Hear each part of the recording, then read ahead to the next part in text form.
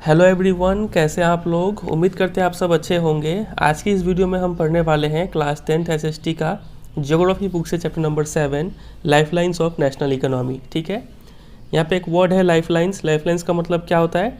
जीवन रेखा, मतलब इसके बिना कोई चीज़ चलेगा नहीं।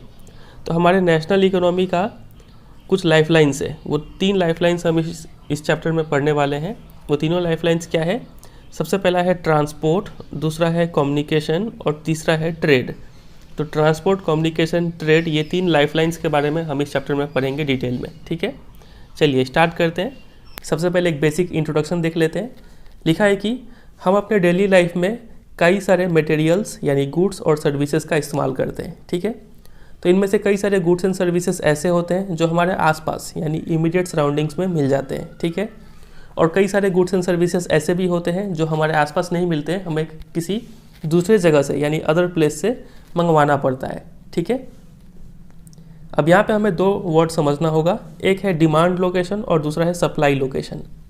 तो ऐसा जगह जहाँ पे हमें वो सामान चाहिए उस जगह को बोलते हैं डिमांड लोकेशन, और ऐसा जगह जहाँ से वो सामान डिमांड लोकेशन पे पहुँचता है इस जगह को क्या बोलते हैं? Supply location. ठीक है, तो हमें क्या करना पड़ेगा? यहाँ पे हमें सप्लाई लोकेशन से डिमांड लोकेशन तक गुड्स एंड सर्विसेज का मूवमेंट कराना पड़ेगा।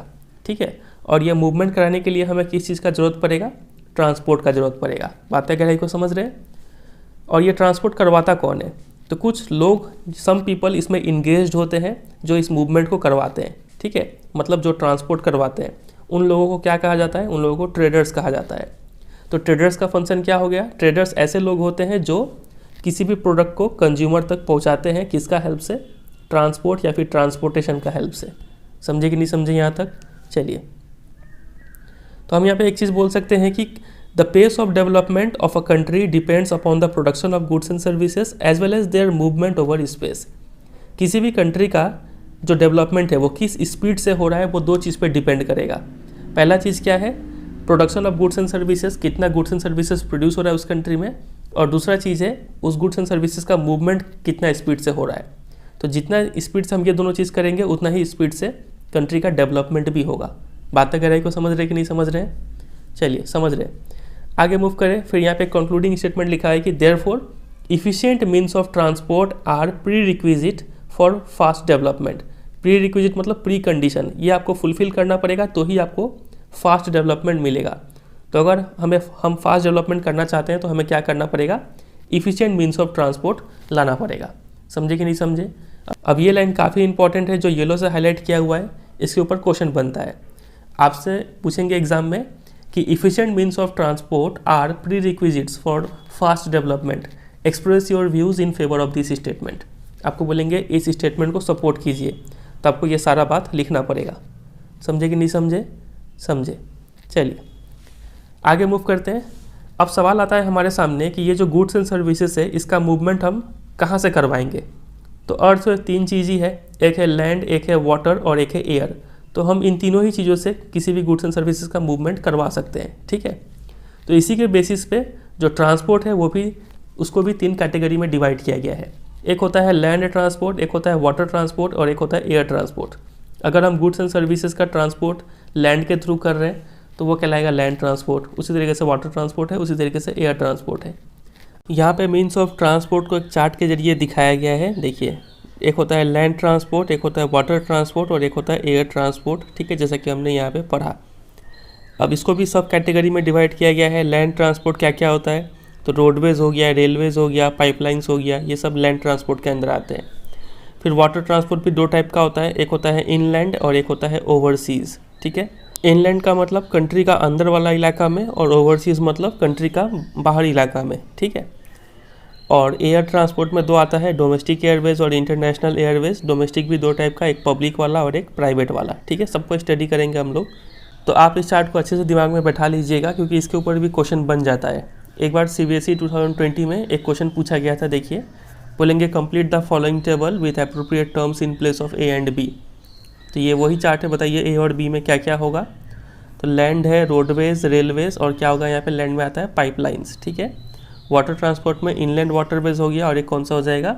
Overseas waterways. ठीक है, चलिए अभी तक हम ट्रांसपोर्ट के बारे में थोड़ा बहुत पढ़ चुके हैं। अब हम एक और कॉन्सेप्ट को इंट्रोड्यूस कर रहे हैं यहाँ पे, वो है ट्रेड। ठीक है, तो काफ़ी लंबे समय से ये जो ट्रेड और ट्रांसपोर्ट है, ट्रेड मतलब समझते हैं व्यापार, ठीक है, तो काफ़ी लंबे समय से ये जो ट्रेड और ट्रांसपोर्ट है ये काफ़ी लिमिटेड स्पेस में रेस्ट्रिक्टेड था। एक छोटा सा जगह में ही ट्रेड होता था, ठीक है, यहीं पे सामान बनता था, बिक जाता था, और उसी में ट्रांसपोर्ट भी होता था, यहीं से यहीं पे कोई गुड्स एंड सर्विसेज मूव करता था। ठीक है, तो ये एक लिमिटेड स्पेस में रेस्ट्रिक्टेड था, समझे। लेकिन जैसे जैसे साइंस एंड टेक्नोलॉजी में डेवलपमेंट होता गया ना, वैसे वैसे इस ट्रेड एंड ट्रांसपोर्ट का एरिया ऑफ इन्फ्लुएंस भी बढ़ता चला गया। ठीक है, अब ट्रेड जो है वो काफ़ी दूर दूर तक होने लगा है, लोग भी काफ़ी दूर दूर तक ट्रांसपोर्ट का हेल्प से मूव कर रहे हैं। ठीक है, गुड्स एंड सर्विसेज का भी मूवमेंट हो रहा है। तो देयरफॉर हम बोल सकते हैं कि the world has been converted into a large village with the help of efficient and fast moving transport. Very very very important. ठीक है, आज के डेट में ये जो पूरा वर्ल्ड है हमारा, ये एक बहुत बड़ा गांव की तरह बन चुका है, बहुत बड़ा विलेज की तरह बन चुका है। क्यों? क्योंकि आज हमारे पास ऐसा ट्रांसपोर्ट है जो काफ़ी इफ़िशियंट है और काफ़ी फास्ट मूविंग है। आज के टाइम में हम वर्ल्ड के एक पार्ट से दूसरे पार्ट में काफ़ी कम समय में जा सकते हैं। उसी तरीके से गुड्स एंड सर्विसेज का भी मूवमेंट काफ़ी कम समय में एक जगह से दूसरी जगह हो जाता है। ठीक है, तो यही रीज़न है कि हम क्या बोलते हैं कि ये जो वर्ल्ड है ये एक बहुत बड़ा विलेज बन चुका है, समझे। ये भी येलो से हाईलाइट किया हुआ है, मतलब ये भी काफ़ी इंपॉर्टेंट है। एग्जाम में इसके ऊपर भी क्वेश्चन पूछा जा चुका है आपसे। आपको एक ऐसा स्टेटमेंट दे देंगे कि today the world has become a global village, और बोलेंगे जस्टिफाई द स्टेटमेंट, इसको जस्टिफाई कीजिए। तो वर्ल्ड जो है वो विलेज बना है किस रीज़न से? Because of efficient and fast moving transport का वजह से। ठीक है, और ये सब हो पाया है with the development of science and technology. तो ये पूरा बात आपको लिख देना है आंसर में, समझे। चलिए आगे मूव करें। तो transport has been able to achieve this with the help of equally developed communication system. अभी तक हम दो टर्म समझ चुके हैं इस चैप्टर में, एक है ट्रांसपोर्ट और दूसरा है ट्रेड। अब हम यहाँ पे एक तीसरा टर्म को इंट्रोड्यूस कर रहे हैं। वो तीसरा टर्म है क्या? बोलिए, कम्युनिकेशन। ठीक है, देखिए ये क्या रोल प्ले करता है उसको समझते हैं। तो ये जो हम पढ़ रहे हैं ना यहाँ पे कि ट्रांसपोर्ट काफ़ी फास्ट मूविंग हो गया है, इफ़िशिएंट हो गया है, तो इसके पीछे भी एक रीज़न है। क्या रीज़न है? वो हो पाया है because of equally developed communication system. अगर कम्युनिकेशन सिस्टम नहीं रहेगा तो ट्रांसपोर्ट जो है वो इतना इफिशिएंट और फास्ट मूविंग नहीं रहेगा। ठीक है, मान लीजिए एक सामान को एक जगह से दूसरी जगह पे पहुंचाना है और इन दोनों में डिस्टेंस काफ़ी ज़्यादा है, तो सामान को पहुंचाने के लिए आपको कम्युनिकेट तो पहले करना पड़ेगा ना, यहाँ पे बताना पड़ेगा कि कोई सामान यहाँ से वहाँ जा रहा है। ठीक है, तो ट्रांसपोर्ट तभी हो पाएगा जब क्या हो? इक्वली डेवलप्ड कम्युनिकेशन सिस्टम हो। तो वो यहाँ पे लिखा है कि देयरफॉर ट्रांसपोर्ट हो गया और कम्युनिकेशन हो गया और जो ट्रेड हो गया, ये तीनों ही चीज़ जो है आपस में काफ़ी कॉम्प्लीमेंट्री है। ठीक है, एक के बिना दूसरा अधूरा है। ट्रांसपोर्ट अगर आपको करना है तो आपको कम्युनिकेशन का हेल्प लेना पड़ेगा, और कम्युनिकेशन अगर करना है तो ट्रांसपोर्ट का हेल्प लेना पड़ेगा। ठीक है, फिर ट्रेड करना है तो ट्रांसपोर्ट का हेल्प लेना है, कम्युनिकेशन का हेल्प लेना है, समझ रहे। तो वही यहाँ पे बोला गया कि ये तीनों ही जो कॉन्सेप्ट है ट्रांसपोर्ट का, कम्युनिकेशन का और जो ट्रेड का, ये तीनों क्या है? कॉम्प्लीमेंट्री है। तीनों एक दूसरे का अधूरापन पूरा करता है। ठीक है, चलिए तो इसके ऊपर भी एक क्वेश्चन बनता है, आपसे पूछेंगे कि how are means of transport and communication complementary to each other. कैसे कॉम्प्लीमेंट्री है, तो आप ये सब बात समझा सकते हैं। ठीक है, इसके बारे में हम आगे भी पढ़ेंगे डिटेल में। चलिए फिर आगे लिखा है कि इंडिया में इतना ज़्यादा डाइवर्सिटी होने का बावजूद भी जो वर्ल्ड के दूसरे कंट्रीज़ है और इंडिया का, इन दोनों का काफ़ी अच्छा वेल लिंक्ड है। ठीक है, काफ़ी अच्छा कनेक्शन है। ठीक है, तो ये सब हो पाया है बिकॉज ऑफ ट्रांसपोर्ट और कम्युनिकेशन का वजह से। जो रेलवे है, एयरवेज है, वाटरवेज है, ये सब ट्रांसपोर्ट के कैटेगरी में आते हैं, और newspaper, radio, television, cinema, internet, ये सब कम्युनिकेशन के कैटेगरी में आते हैं। तो यही सब कंट्रीब्यूट किए हैं to its socio economic progress in many ways. जो इंडिया इतना प्रोग्रेस कर पाया है उसके पीछे ये सब का काफ़ी बड़ा योगदान है। ठीक है, इस चैप्टर में हम यही पढ़ने वाले हैं कि कैसे ये जो मॉडर्न मीन्स ऑफ ट्रांसपोर्ट और कम्युनिकेशन है ये कैसे एज अ लाइफलाइन काम करते हैं हमारे नेशन और इकोनॉमी के लिए। ठीक है, इस चीज़ को हम समझेंगे इस चैप्टर में। और फिर लास्ट लाइन में लिखा है कि अगर हम ट्रेड करना चाहते हैं, चाहे वो लोकल लेवल पे हो या फिर नेशनल या फिर ग्लोबल लेवल पे हो, ट्रेड करने के लिए हमें क्या चाहिए? एक काफ़ी अच्छा ट्रांसपोर्ट और कम्युनिकेशन सिस्टम चाहिए। ठीक है, इसका एक डेंस और इफिशिएंट नेटवर्क चाहिए, तो ही हम लोकल, नेशनल या फिर ग्लोबल लेवल पे ट्रेड कर सकते हैं। समझे। चलिए, तो ये था ब्रीफ इंट्रोडक्शन। अब हम स्टार्ट करते हैं यहाँ से ट्रांसपोर्ट। ठीक है, ट्रांसपोर्ट में भी सबसे पहले हम लैंड ट्रांसपोर्ट पढ़ेंगे और लैंड ट्रांसपोर्ट में सबसे पहले रोडवेज़ को स्टार्ट करेंगे। ठीक है, ये रहा। अब ये टॉपिक काफ़ी इजी है, चलिए समझते हैं। लिखा है कि इंडिया में one of the largest road networks पाया जाता है, ठीक है। फिर आगे लिखा है कि रोडवेज हैव प्रेसीडेड रेलवेज, और इंडिया में जो रोडवेज है वो ज़्यादा डेवलप्ड है, उनका लेंथ ज़्यादा है रेलवे के मुकाबले में, ठीक है। और ये भी बात बोला गया है कि they still have an edge over railways in view of the ease with which they can be built and maintained, ठीक है। मतलब एज ओवर मतलब एडवांटेज, ये रोडवेज का एडवांटेज है रेलवेज के ऊपर, मतलब रोडवेज में हमें कुछ एडवांटेज मिलता है दो सेंस में। Number one, ease with which they can be build, इसको बनाना सबसे पहला ईजी है रोडवेज को, और दूसरा इनको मेंटेन करना काफ़ी ईजी है। तो ये दो सेंस में जो रोडवेज है एडवांटेज है उनको रेलवेज के मुकाबले में, ठीक है। एज ओवर का मतलब एडवांटेज। चलिए फिर आगे और कंपैरिजन किया गया है रोडवेज और रेलवेज का। लिखा है the growing importance of road transport vis मतलब in comparison to rail transport is rooted in the following reasons. तो ऐसा क्या रीजन्स है कि रोड ट्रांसपोर्ट ज़्यादा इंपॉर्टेंस गेन करते जा रहा है रेल ट्रांसपोर्ट के मुकाबले। तो ये सब यहाँ पे रीजन्स दिया गया है कि क्यों रोड ट्रांसपोर्ट ज़्यादा इंपॉर्टेंट या फिर ज़्यादा एडवांटेजियस है। तो सबसे पहला number one, construction cost of road is much lower than that of railway lines. Railway lines बिछाने के मुकाबले रोड बनाना का जो खर्च है वो काफ़ी कम है, इसलिए रोड ट्रांसपोर्ट ज़्यादा इंपॉर्टेंट मतलब रोल प्ले करता है, ठीक है, ज़्यादा ईजी है। फिर दूसरा रीज़न दिया गया है कि रोड्स कैन ट्रावर्स यानी cover comparatively more dissected and undulating topography. Topography मतलब ज़मीन का स्ट्रक्चर। तो ऐसा ज़मीन जो काफ़ी डाइसेक्टेड है, कटा छटा है और अनडुलेटिंग ऊबड़ खाबड़ है, ऐसा अगर कोई मान लीजिए ज़मीन है तो यहाँ पे रोड्स को बनाना काफ़ी इजी है रेलवे के मुकाबले में, ठीक है। तो यहाँ पे लिखा है कि रोड जो है वो ऐसे एरिया को भी कवर कर लेता है, ट्रावर्स कर लेता है, ठीक है। रेलवे यहाँ पे नहीं बना सकते हैं। तो ये हो गया दूसरा रीज़न कि रोड्स ज़्यादा इंपॉर्टेंट है। फिर आते हैं तीसरे रीज़न पे। तीसरा रीज़न है कि roads can negotiate higher gradients of slopes and as such can traverse mountain such as the Himalayas. तो अगर कोई ऐसा ज़मीन है जो काफ़ी स्लोपी है, जहाँ पे हायर ग्रेडियंट है, मतलब जो चढ़ान है वो काफ़ी ज़्यादा है, ठीक है, ये प्लेन एरिया है, यहाँ से मान लीजिए इसका चढ़ान काफ़ी ज़्यादा है, तो जहाँ पे हायर ग्रेडियंट है वहाँ पे रोड्स बनाना काफ़ी ईजी है, ठीक है। और इतना ईजी है कि हम हिमालय तक को भी रोड्स के ज़रिए कवर कर सकते हैं, ठीक है। चलिए फिर आते हैं चौथे रीजन पे। चौथा रीजन है कि road transport is economical in transportation of few persons and relatively smaller amount of goods over short distance. अगर कुछ ही लोगों को ट्रैवल करना है और सामान भी काफ़ी कम है और कम दूरी तय करना है तो वहाँ पर रोड ट्रांसपोर्ट काफ़ी सस्ता पड़ता है। तो ये भी एक रीज़न है कि रोड ट्रांसपोर्ट यहाँ पे ज़्यादा इंपॉर्टेंट रोल प्ले कर रहा है रेल ट्रांसपोर्ट के मुकाबले। फिर आते हैं फिफ्थ रीज़न पे कि it also provides door to door service, thus the cost of loading and unloading is much lower. मतलब अगर कोई सामान आपको हर घर में पहुंचाना है, हर डोर टू डोर में सप्लाई करना है, तो ऐसा तो नहीं है कि आप सब घर में रेलवे लाइन एक ट्रैक बिछा दे जो हर घर से गुजरता हो, ठीक है, और सब घर में सामान देंगे, ऐसा तो हो नहीं सकता है। आपको वो सर्विस कैसे प्रोवाइड करना पड़ेगा, रोड्स के थ्रू ही प्रोवाइड करना पड़ेगा, ठीक है। तो रोड यहाँ पे काफ़ी एडवांटेज में है रेलवे के मुकाबले। फिर अगला सिक्स्थ है कि road transport is also use as a feeder to other modes of transport such as they provide a link between railway stations, airport and sea port, ठीक है। मतलब अगर आपको रेलवे स्टेशन से एयरपोर्ट जाना है या फिर सी पोर्ट जाना है तो आप कैसे जाएंगे, रोड ट्रांसपोर्ट के थ्रू ही जाएंगे। तो ये एज अ फीडर ट्रांसपोर्ट है, रोड ट्रांसपोर्ट के बिना ये सब काम नहीं कर पाएंगे, ठीक है। चलिए तो ये हो गया 6 रीजन्स जिस वजह से हम बोल सकते हैं कि रोड ट्रांसपोर्ट है वो एडवांटेजियस पोजीशन में है रेल ट्रांसपोर्ट के मुकाबले में, ठीक है।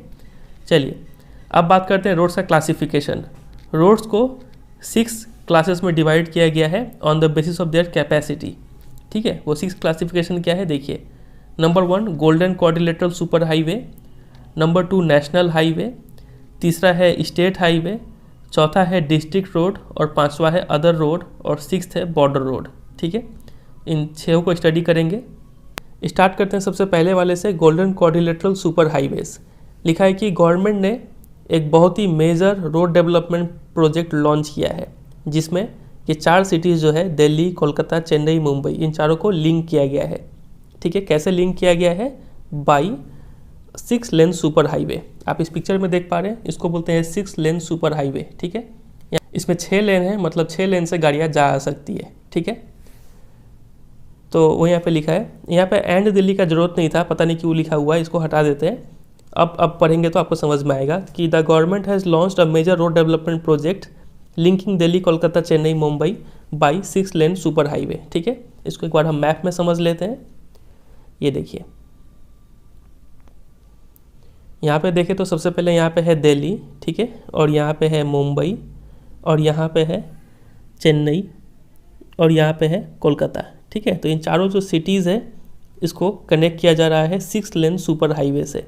कनेक्ट हो चुका है। ठीक है, और ये कौन सा शेप बन रहा है, इसको हम लोग बोलते हैं क्वाड्रिलेटरल। तो इसी को बोला गया है गोल्डन क्वाड्रिलेटरल, समझे, क्योंकि ये चार जो मेन सिटीज़ है उनको कनेक्ट किया गया है बाई 6 लेन सुपर हाईवे। फिर अगला पॉइंट है, एक और रोड का बारे में डिस्कस किया गया है, वो रोड है नॉर्थ साउथ कॉरिडोर, और एक रोड है जिसको बोलते हैं ईस्ट वेस्ट कॉरिडोर। ठीक है, ये जो नॉर्थ साउथ कॉरिडोर है, समझ में आ रहा है कि कंट्री का जो नॉर्दर्न पार्ट है जम्मू कश्मीर, वहाँ से श्रीनगर, ठीक है, और साउदर्न जो पार्ट है तमिलनाडु में, वहाँ पे कन्याकुमारी, इन दोनों को लिंक करता हुआ जो रोड है उसको बोलते हैं नॉर्थ साउथ कॉरिडोर। आप इस मैप में देखिए, ये रहा, यहाँ पे जम्मू कश्मीर में ये हो गया श्रीनगर, यहाँ से ये रोड स्टार्ट हुआ है जो काला, हल्का काला से शेड किया हुआ है, देख पा रहे हैं आप। ठीक है, और ये जाते जाते कहाँ तक गया है, साउदर्न पार्ट में जो तमिलनाडु का जो कन्याकुमारी है, यहाँ पे इसको बोला गया है नॉर्थ साउथ कॉरिडोर। ठीक है, चलिए, ऐसे आप देखेंगे तो ज़्यादा समझ में आएगा। ये जो थोड़ा डार्क कलर वाला लाइन है ये नॉर्थ साउथ कॉरिडोर शो कर रहा है। ठीक है, फिर वैसे ही ईस्ट वेस्ट कॉरिडोर भी है। ईस्ट वेस्ट कॉरिडोर किसको लिंक करता है, देखिए, east west corridor connecting Silchar जो कि आसाम में है और पोरबंदर जो कि गुजरात में है उसको कनेक्ट करता है। मैप में समझ लेते हैं, आसाम में इधर है सिलचर, ठीक है, और इधर गुजरात में है पोरबंदर, तो ये ईस्ट वेस्ट कॉरिडोर इसको बोला गया है, समझे। तो ये जो 3 रोड है, 3 मेजर रोड, एक हो गया गोल्डन क्वाड्रिलेटरल, ये चारों सिटीज़ को कनेक्ट करता हुआ, एक हो गया नॉर्थ साउथ कॉरिडोर, और एक हो गया ईस्ट वेस्ट कॉरिडोर। ये तीनों ही ये जो मेजर प्रोजेक्ट था उस प्रोजेक्ट के पार्ट है। ठीक है, तो यहाँ पे ऑब्जेक्टिव क्या है ये सुपर हाईवे बनाने का, तो ये सुपर हाईवे बनाने का यही ऑब्जेक्टिव है कि लोगों को टाइम कम से कम लगे, टाइम रिड्यूस हो, और डिस्टेंस भी कम से कम हो। ठीक है, मतलब डिस्टेंस भी रिड्यूस हो इन सब प्लेसेस के बीच में। पहले क्या था, ये हाईवे बनने का पहले कि काफ़ी घूर के जाना पड़ता था अगर दिल्ली से मुंबई जाना है तो, अब ये हाईवे बन गया है तो सीधा डायरेक्ट रोड है दिल्ली से मुंबई का।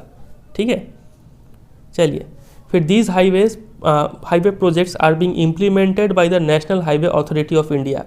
यह बात आप याद रखेंगे कि ये इसको मेंटेन कौन करता है, तो national Highway Authority of India NHAI, ये इसको इस प्रोजेक्ट को इम्प्लीमेंट किया हुआ है। ठीक है, ये रोड्स को मेंटेन करता है ये वाला। ठीक है, चलिए बात करते हैं अगले टाइप के रोड में जो कि है नेशनल हाईवे।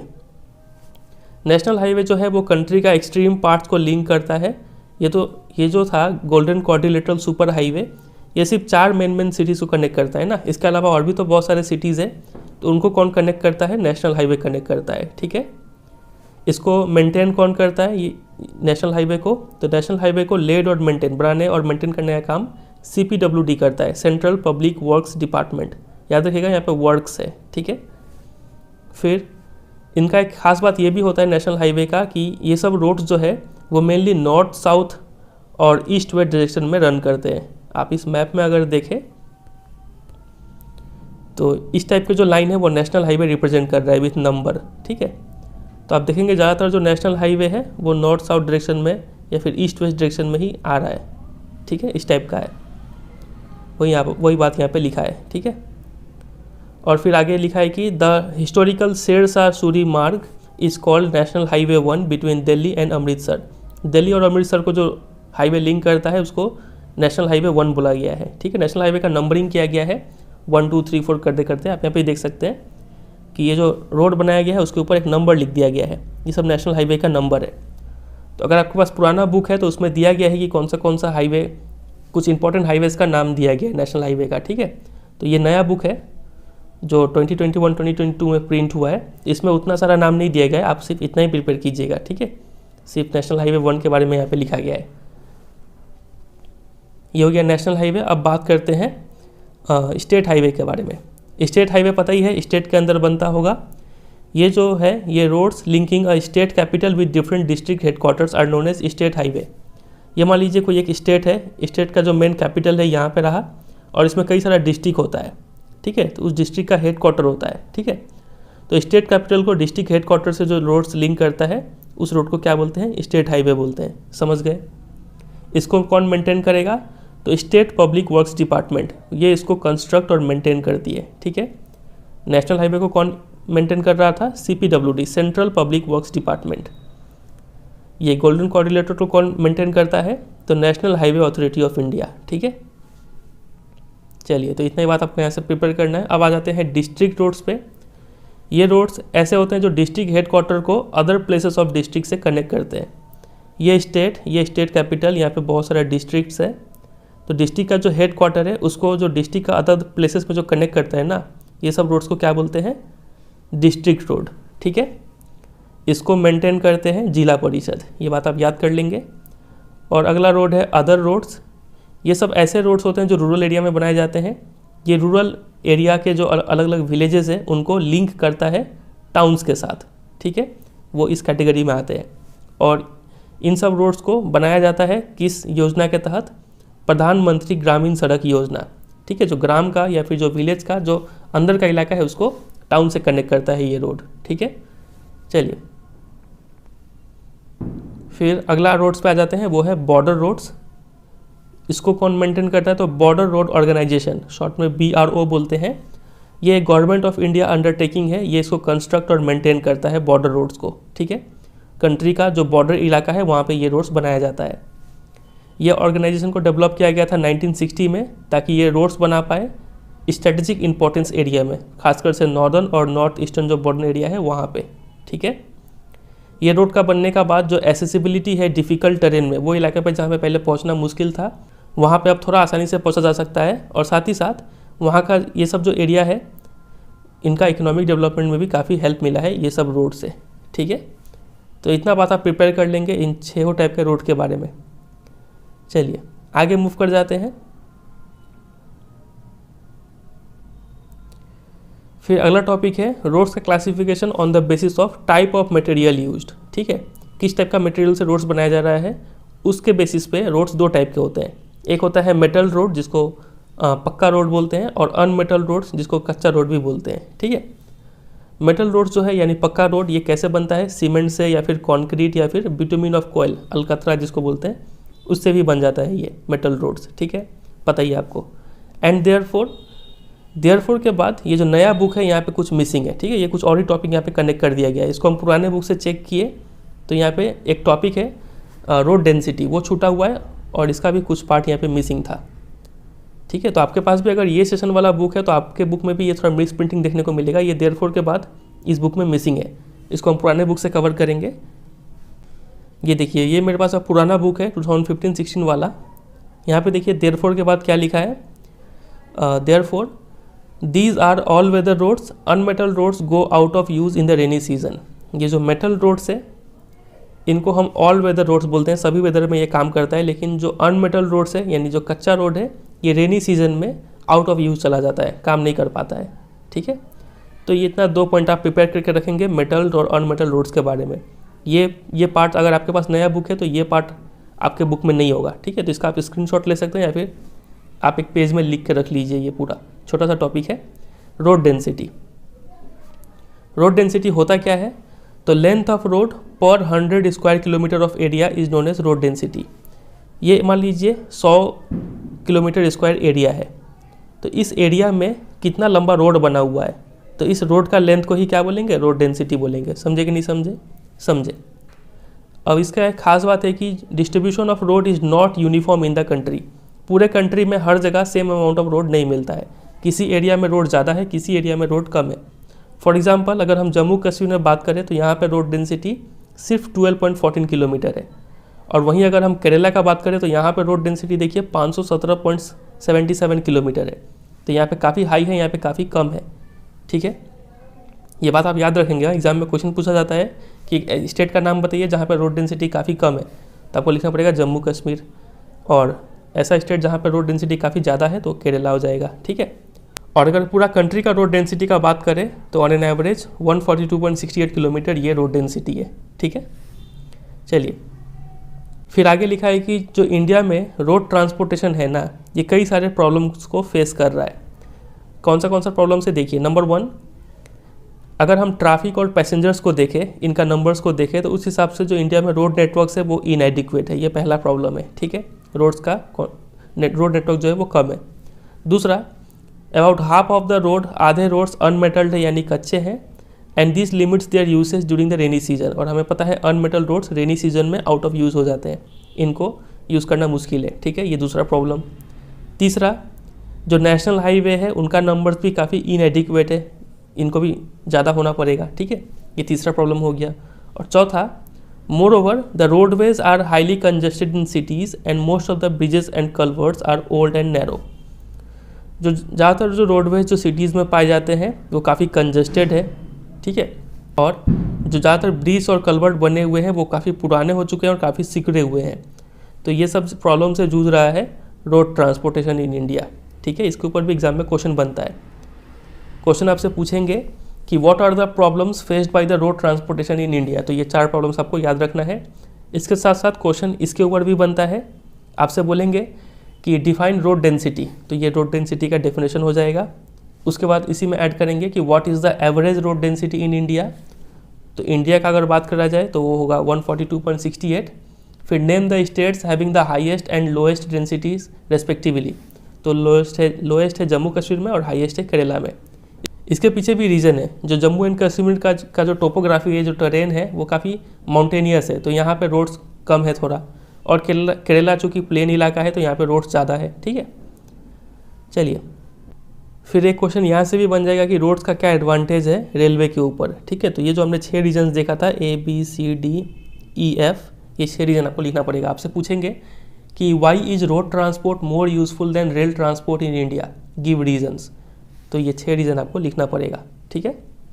चलिए, तो इतना ही चीज़ आप प्रिपेयर कर लीजिए, और ये सब जो स्पेसिफिक टाइप के रोड्स है इनका क्या क्या फीचर्स है, किसको किसको कनेक्ट करता है, कौन मेंटेन करता है, जो मतलब अंडरलाइन किए हैं उतना आप प्रिपेयर कर लीजिए, काफ़ी होगा, ठीक है, ईजी है। अब हम स्टार्ट करेंगे रेलवेज़।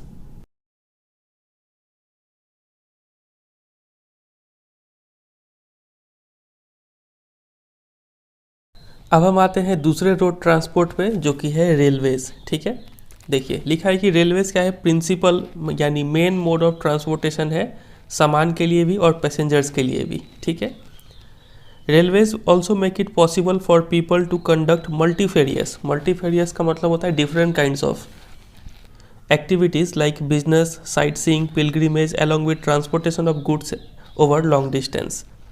तो रेलवे जो है अलग अलग टाइप ऑफ एक्टिविटीज़ जो है उनको करने का मौका देता है, जैसे कि आप बिज़नेस कर सकते हैं, बिज़नेस के सिलसिले में कहीं जा आ सकते हैं, ठीक है, या फिर कोई सामान अपना भेज सकते हैं, बिजनेस कर सकते हैं रेलवेज़ के थ्रू, ठीक है। फिर साइट सीइंग, घूमने फिरने जाना है तो उसके लिए रेलवेज़ का इस्तेमाल कर सकते हैं। किसी को धार्मिक स्थल का यात्रा करना है तो उसके लिए भी रेलवेज़ का इस्तेमाल कर सकते हैं। और गुड्स का ट्रांसपोर्टेशन तो है ही, अगर आपको लॉन्ग डिस्टेंस भेजना है तो रेलवेज़ ये सब डिफरेंट काइंड्स ऑफ एक्टिविटीज़ हमारे लिए करने में हेल्प करता है, ठीक है। फिर इसके अलावा apart from an important means of transport, the Indian railways have been a great integrating force for more than 150 years. Railways जो है वो एक इंटीग्रेटिंग फोर्स की तरह काम करता है। आपको पता है कि हमारा कंट्री कितना डाइवर्स है, कितना बड़ा साइज है इसका, ठीक है। तो यहाँ पे कंट्री के एक कोने से दूसरे कोने तक अगर जाने का सबसे सस्ता में अच्छा फैसिलिटी प्रोवाइड करने वाला ट्रांसपोर्ट कौन है, रेलवेज है, ठीक है। तो बोल सकते हैं कि जो कंट्री के जो लोग हैं वो कनेक्टेड है, वो एक जगह से दूसरी जगह जा पाते हैं काफ़ी सस्ते तरीके से, तो वो फैसिलिटी होता है रेलवे में, ठीक है। तो रेलवे इस तरीके से हमारे पूरे कंट्री को क्या करता है, यूनाइट यानी इंटीग्रेट करता है, जोड़ के रखा हुआ है, ठीक है। फिर अगला देखिए, railways in India bind the economic life of the country as well as accelerate the development of the industry and agriculture.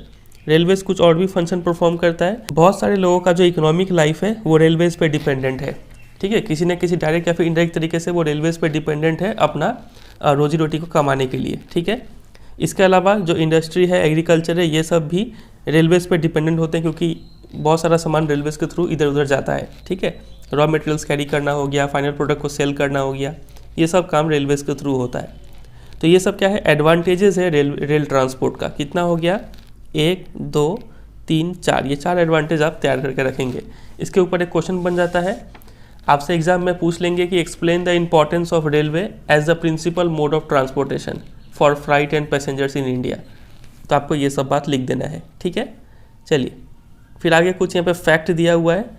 सबसे पहला, ये जो इंडियन रेलवे है ये सबसे बड़ा पब्लिक सेक्टर अंडरटेकिंग है हमारे कंट्री में, ठीक है।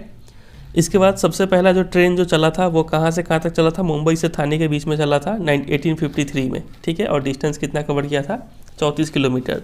ये सब कुछ फैक्ट्स है, ये भी आप ध्यान रखें। इसके बाद यहाँ पे जोन्स के बारे में बताया गया है। इंडियन रेलवेज़ को कई सारे जोन्स में डिवाइड किया गया है। इस बुक में 16 जोन्स दिया गया है, लेकिन एट प्रेजेंट टोटल 18 जोन्स है इंडियन रेलवे के, ठीक है। ये बात भी आप ध्यान रखेंगे। अब बात करते हैं कि इंडिया में किस जगह पे कितना रेलवे है। देखिए, the distribution pattern of the railway network in the country has been largely influenced by physiographic, economic and administrative factor. किस जगह पे, किस स्टेट में, ठीक है, किस रीजन में कितना रेलवे लाइंस होगा वो डिपेंड करेगा 3 चीज़ों पे। फिजियोग्राफिक, वहाँ का ज़मीन कैसा है, इकोनॉमिक, वहाँ पे बिजनेस कैसा है, ठीक है, लोग रहते हैं कि नहीं, और एडमिनिस्ट्रेटिव फैक्टर्स, वहाँ पे कोई प्रशासन है कि नहीं, ठीक है। ये 3 चीज़ पे डिपेंड करेगा कि वहाँ पे रेलवे लाइन का डिस्ट्रीब्यूशन कैसा होगा। इसको हम एग्जांपल से समझते हैं। मान लीजिए नॉर्दर्न प्लेन्स, ठीक है। नॉर्दर्न प्लेन्स क्या है, एक लेवल लैंड है यहाँ पे, इंडिया का जो नॉर्थ वाला इलाका है जहाँ पे गंगा नदी बहता है, वहाँ पे एक लेवल लैंड मिलता है। उसके बाद यहाँ पे पॉपुलेशन डेंसिटी काफ़ी हाई है, काफ़ी ज़्यादा लोग भी रहते हैं, और इसके साथ साथ रिच एग्रीकल्चरल रिसोर्सेज है। ये 3 रीजन का वजह से यहाँ पे जो रेलवे लाइन्स है वो काफ़ी ज़्यादा मतलब डेंसिटी में डेवलप हुए हैं, ठीक है। क्योंकि देखिए लेवल लैंड है, यहाँ पे रेलवे लाइन्स बिछाना काफ़ी ईजी होगा। पॉपुलेशन डेंसिटी है, मतलब रेलवे को भी पता है कि यहाँ पे अगर हम ट्रेन सेवा स्टार्ट करेंगे तो लोग ट्रैवल करेंगे और इंडियन रेलवे को कमाई होगा, ठीक है। तो पॉपुलेशन डेंसिटी होने से ये फ़ायदा हो गया। रिच एग्रीकल्चरल रिसोर्सेज, इसका होने का वजह से जो लोग हैं वो रेलवेज़ को बिजनेस पर्पज़ के लिए भी यूज़ करेंगे, ठीक है। तो ये सब कुछ फेवरेबल कंडीशन है जिस वजह से नॉर्दर्न प्लेन्स में इंडियन रेलवे काफ़ी अच्छा डेवलप हुई है। लेकिन साथ ही साथ यहाँ पे कुछ प्रॉब्लम्स भी है। यहाँ पे कई सारे नदियाँ पाई जाती है, गंगा, यमुना, ये सब, ठीक है।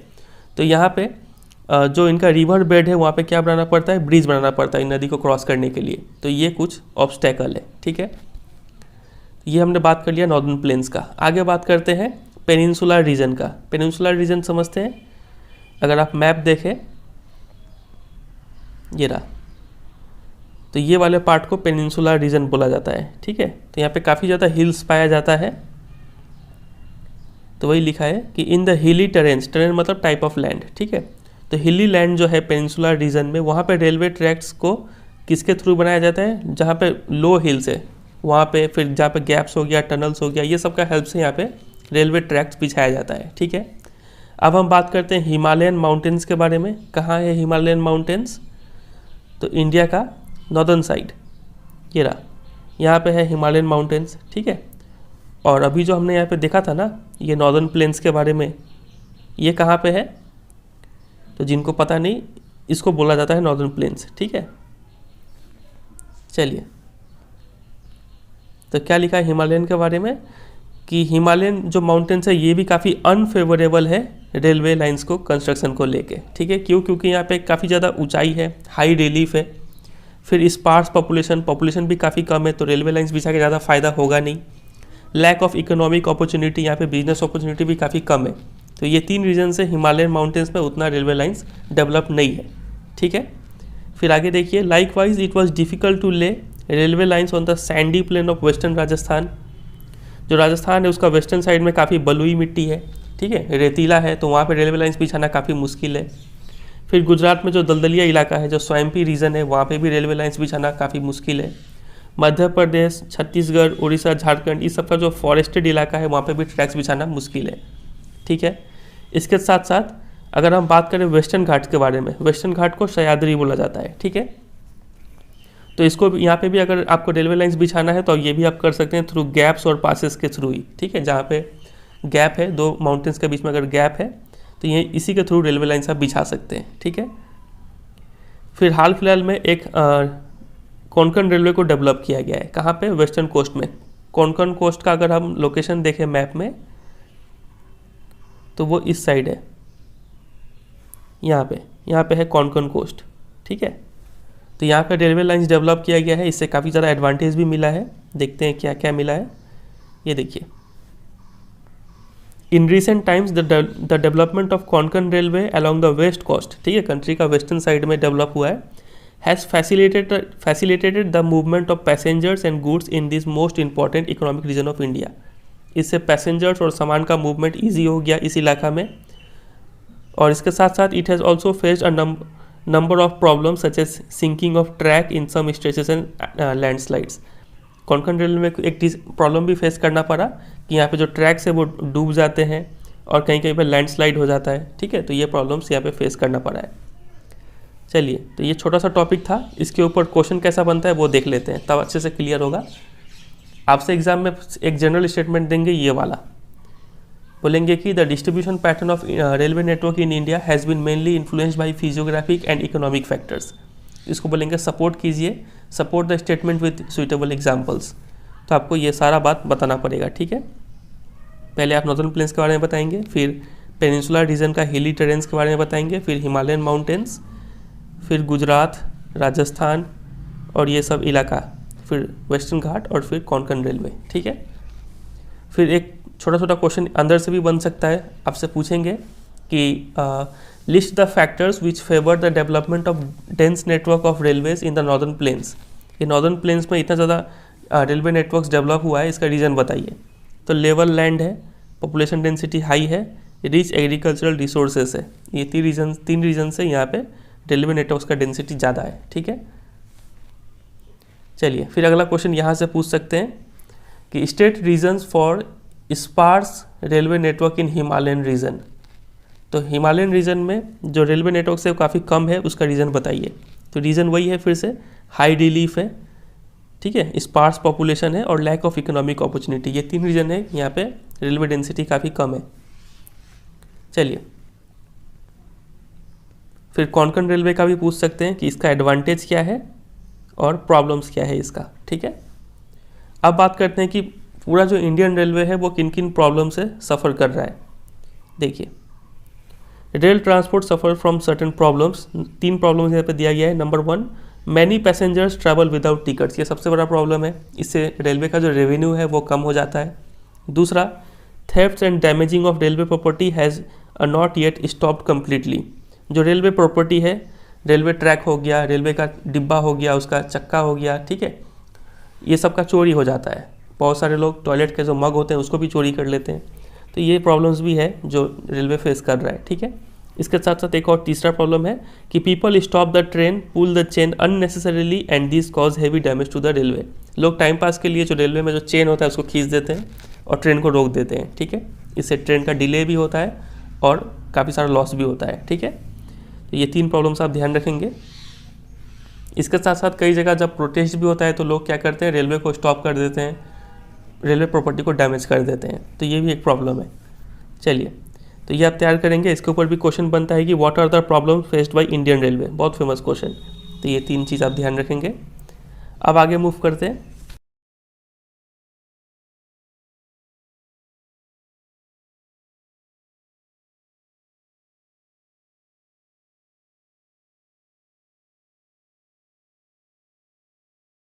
अब हम स्टार्ट करते हैं अगले मीन्स ऑफ लैंड ट्रांसपोर्ट को, जो कि है पाइपलाइंस ट्रांसपोर्ट, ठीक है।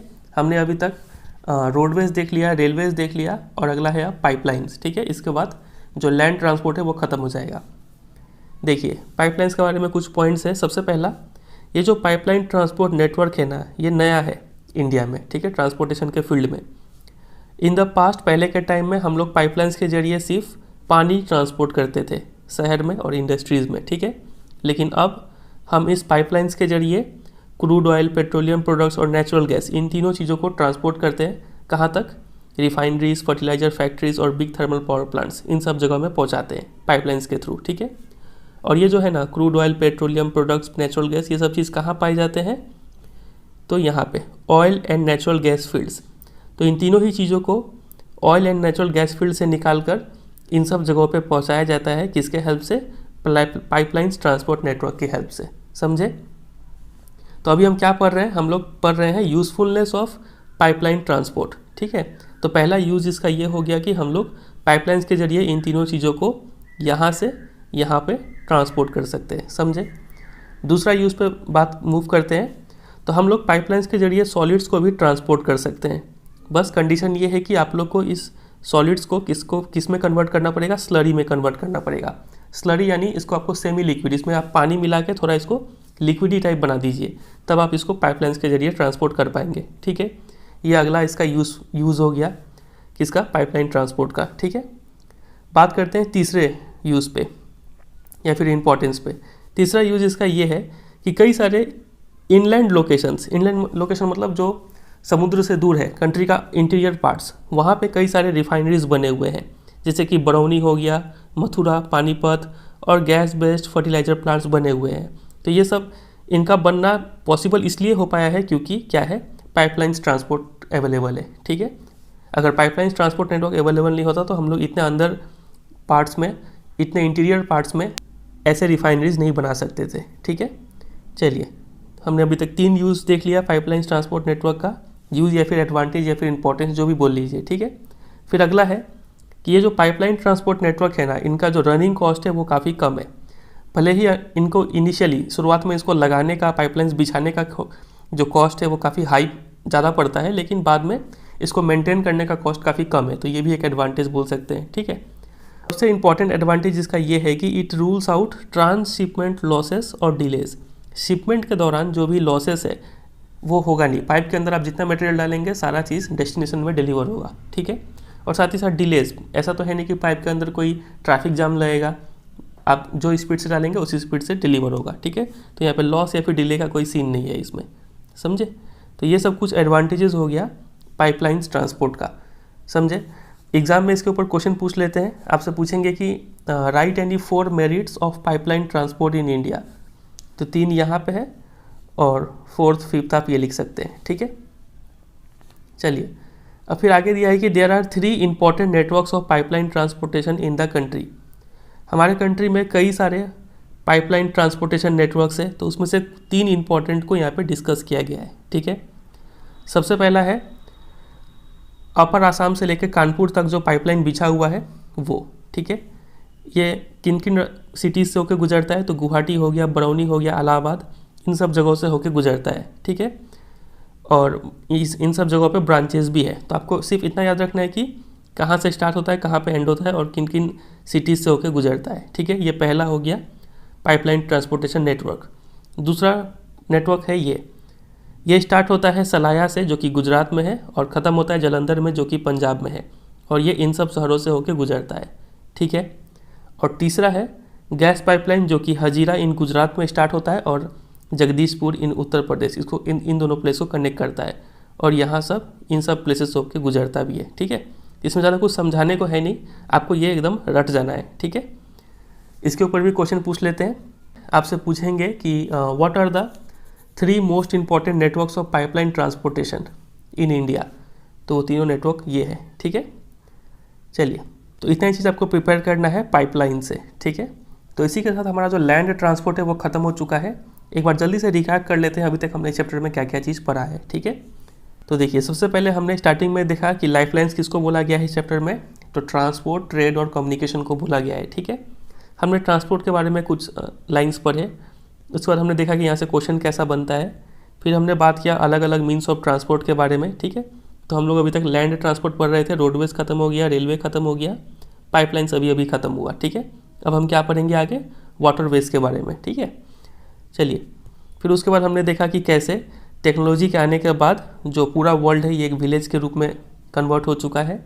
फिर हमने देखा कि ट्रांसपोर्ट, कम्युनिकेशन और ट्रेड तीनों ही क्या है, कॉम्प्लीमेंट्री है टू ईच अदर। ठीक है, फिर इतना ही पढ़ा था हमने। फिर हमने ट्रांसपोर्ट स्टार्ट कर दिया, सबसे पहले हमने रोडवेज से स्टार्ट किया। हमने देखा कि रोडवेज का क्या क्या एडवांटेज है रेलवेज़ के ऊपर, वो हमने देखा। यहाँ पे 6 एडवांटेज बताया गया है।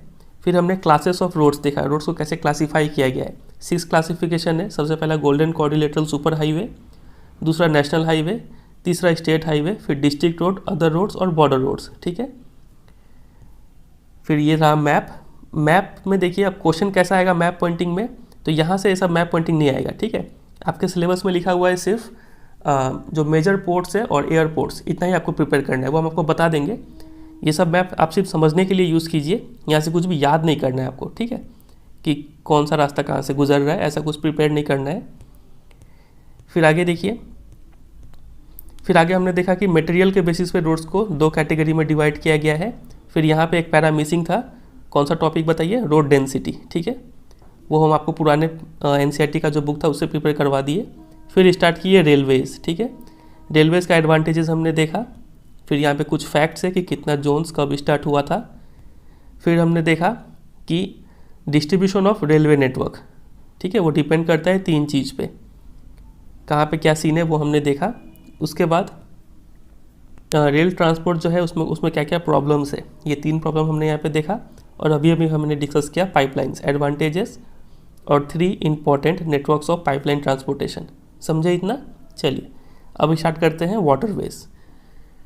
तो देखिए लिखा है कि हमारा कंट्री जो है ना वो एंशियंट टाइम से ही, काफ़ी पुराने समय से ही एक सी फेयरिंग कंट्री रहा है। सी फेयरिंग का मतलब होता है रेगुलरली ट्रैवलिंग बाय सी। हमारे कंट्री के जो लोग थे वो हमारे कंट्री से बाहर गए हैं, ठीक है, सी के जरिए, ताकि क्या कर पाए, वो इंडियन कॉमर्स और कल्चर को स्प्रेड कर पाए। तो हम लोग जो है वो वाटरवेज से बहुत पहले से ही परिचित है, ठीक है। अब बात करें इसका एडवांटेज क्या क्या है। तो देखिए सबसे पहला है कि waterways are the cheapest means of transport. ये सबसे पहला एडवांटेज है कि ये काफ़ी सस्ता पड़ता है, ठीक है। दूसरा कि they are most suitable for carrying heavy and bulky goods. अगर आपको इस टाइप के गुड्स को ट्रांसपोर्ट करना है तो वाटरवेज को बेस्ट कंसिडर किया जाएगा, ठीक है। फिर तीसरा, it is a fuel efficient, come fuel लगता है इसमें। और इसको एक अलग पॉइंट में लिख सकते हैं चौथा में कि ये environment friendly mode of transport है। समझे? तो ये सब कुछ एडवांटेजेस हो गया वाटर ट्रांसपोर्ट का। अगर हम बात करें इनलैंड के बारे में, ठीक है, जो समुद्र से दूर है, ओशन से दूर है, तो वो हमारे कंट्री में उसका लेंथ कितना है, 14,500 किलोमीटर है, ठीक है। और इस 14,500 में से 5685 किलोमीटर ही हम लोग सिर्फ इतना ही लेंथ पे, मतलब मैकेनाइज्ड वेसल्स, जो ऐसे बोट जो मशीन से चलते हैं वो चला सकते हैं, ठीक है। चलिए, तो ये उतना काम का बात नहीं है, जो ऑनलाइन की है उतना ही आप प्रिपेयर करेंगे। फिर हमारे कंट्री में एक अथॉरिटी है जिसको बोलते हैं inland waterways authority of India, ठीक है। इसको सेटअप किया गया था 1986 में। और इसका काम है कि इनलैंड जो वाटरवेज है उसको देखना, मेंटेन करना, मैनेज करना, ठीक है। तो यही जो inland waterway authority of India है ना, इन्होंने कुछ वाटरवेज को नेशनल वाटरवे घोषित करके रखा हुआ है। जैसे हमने पहले देखा था कि कुछ नेशनल हाईवे है, उसका नंबरिंग भी किया गया है, उसी तरीके से कुछ नेशनल वाटरवे है, ठीक है। बताइए नेशनल हाईवे को कौन मेंटेन करता था? जो हमने रोड ट्रांसपोर्ट में देखा था, तो इसको मेंटेन करता था central public work department, CPWD, ठीक है। तो यहाँ पे नेशनल वाटरवे को कौन मेंटेन करता है? तो inland waterway authority of India maintain करता है, ठीक है। तो देखते हैं कौन सा नेशनल वाटरवेज है।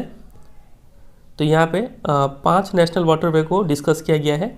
ये रहा, सबसे पहला है वो वाटरवे जो गंगा नदी पे बना हुआ है, इलाहाबाद और हल्दिया के बीच में। इसका लेंथ है 1620 किलोमीटर। इसको बोला गया है नेशनल वाटरवे नंबर 1, ठीक है। फिर दूसरा बनाया गया है ब्रह्मपुत्र रिवर पे बिटवीन सदिया एंड धुबरी। इसको बोला गया है नेशनल वाटरवे नंबर 2। इसका लेंथ भी आप याद कर लेंगे, ठीक है। फिर तीसरा है वेस्ट कोस्ट कैनल पे जो बनाया गया है केरला में, ठीक है। इसको वो नेशनल वाटरवे 3 बोला गया है और इसका लेंथ है 205 किलोमीटर। मतलब सब आपको याद करने वाला ये मटेरियल है पूरा। तो ज़्यादा अगर याद नहीं होता है आपसे तो कम से कम ये जरूर याद कर ले कि कौन सा नदी पे बना हुआ है, ठीक है। तो 1 है गंगा पे, 2 है ब्रह्मपुत्र पे, 3 है वेस्ट कोस्ट कैनल इन केरला पे, ठीक है। फिर चौथा है जो गोदावरी और कृष्णा नदी पे बना हुआ है, ठीक है। और 5वां है जो महानदी और ब्राह्मणी रिवर से होकर गुजरता है और ईस्ट कोस्ट कैनल को भी कवर करता है, ठीक है। इतना बात आप प्रिपेयर कर लेंगे तो काफ़ी होगा यहाँ से। इसका मैप पॉइंटिंग में कोई यूज़ नहीं है। चलिए आगे मूव कर जाते हैं। फिर आगे इसमें बताया गया है कि ऊपर जो 5 वाटरवे हमने डिस्कस किया, उसके अलावा और भी कई सारे इनलैंड वाटरवेज है जहाँ पे काफ़ी अच्छा अमाउंट में ट्रांसपोर्टेशन होता है, ठीक है। और वो सब ये सब है। चलिए फिर आगे देखिए, यहाँ पे लिखा है कि 95% of the country's trade volume is moved by sea. Country का जो भी ट्रेड होता है उसका साइज़ का अमाउंट, क्वांटिटी का अगर कंसिडर करें तो 95% क्वांटिटी का ट्रेड सी के जरिए ही होता है, ठीक है। बाकी बचा हुआ 5% रोड ट्रांसपोर्ट और एयर ट्रांसपोर्ट के थ्रू होता होगा, ठीक है। तो बस इसी के साथ इनलैंड वाटरवेज ख़त्म हो जाता है। अब हम मूव कर जाते हैं अगले वाटरवेज पे, जो कि कौन सा था, ओवरसीज़ ट्रांसपोर्ट जो देखता है, ठीक है, ओशनिक ट्रांसपोर्ट। तो उसका ही यहाँ पे जिक्र किया गया है मेजर सी पोर्ट्स में, ठीक है। चलिए, तो ये काफ़ी इंपॉर्टेंट है, इसको थोड़ा ध्यान से समझिएगा। लिखा है कि with a long coast line of 7516.6 kilometre. ये कोस्ट लाइन क्या होता है? तो मतलब कंट्री का वो पार्ट जो मतलब ओशन को टच किया हुआ है उसको कोस्ट लाइन बोलते हैं। फॉर एग्जांपल ये आप मैप देख रहे हैं तो ये ओशन है ब्लू वाला, तो इंडिया का ये सब पार्ट जो है वो ओशन को टच किया हुआ है, तो इसी को हम लोग बोलते हैं कोस्ट लाइन। ठीक है, इसका लेंथ कितना है अभी हमने देखा 7516.6 किलोमीटर। ठीक है, तो इतना लंबा जो कोस्ट लाइन है ना, इस पूरे कोस्ट लाइन पे टोटल 12 मेजर पोर्ट्स बने हुए हैं और लगभग 200 जो है वो नॉन मेजर पोर्ट्स बने हुए हैं। ठीक है, मेजर पोर्ट्स कौन से हैं, तो ये जो ग्रीन से हम हाईलाइट किए हैं, कांडला हो गया, मुंबई, जवाहरलाल नेहरू, मरमागांव, ठीक है, न्यू मैंगलोर, ये सब हो गए कुछ मेजर पोर्ट्स। अभी हम डिस्कस करेंगे थोड़ी देर में। चलिए फिर पहले आगे देखते हैं क्या लिखा हुआ था।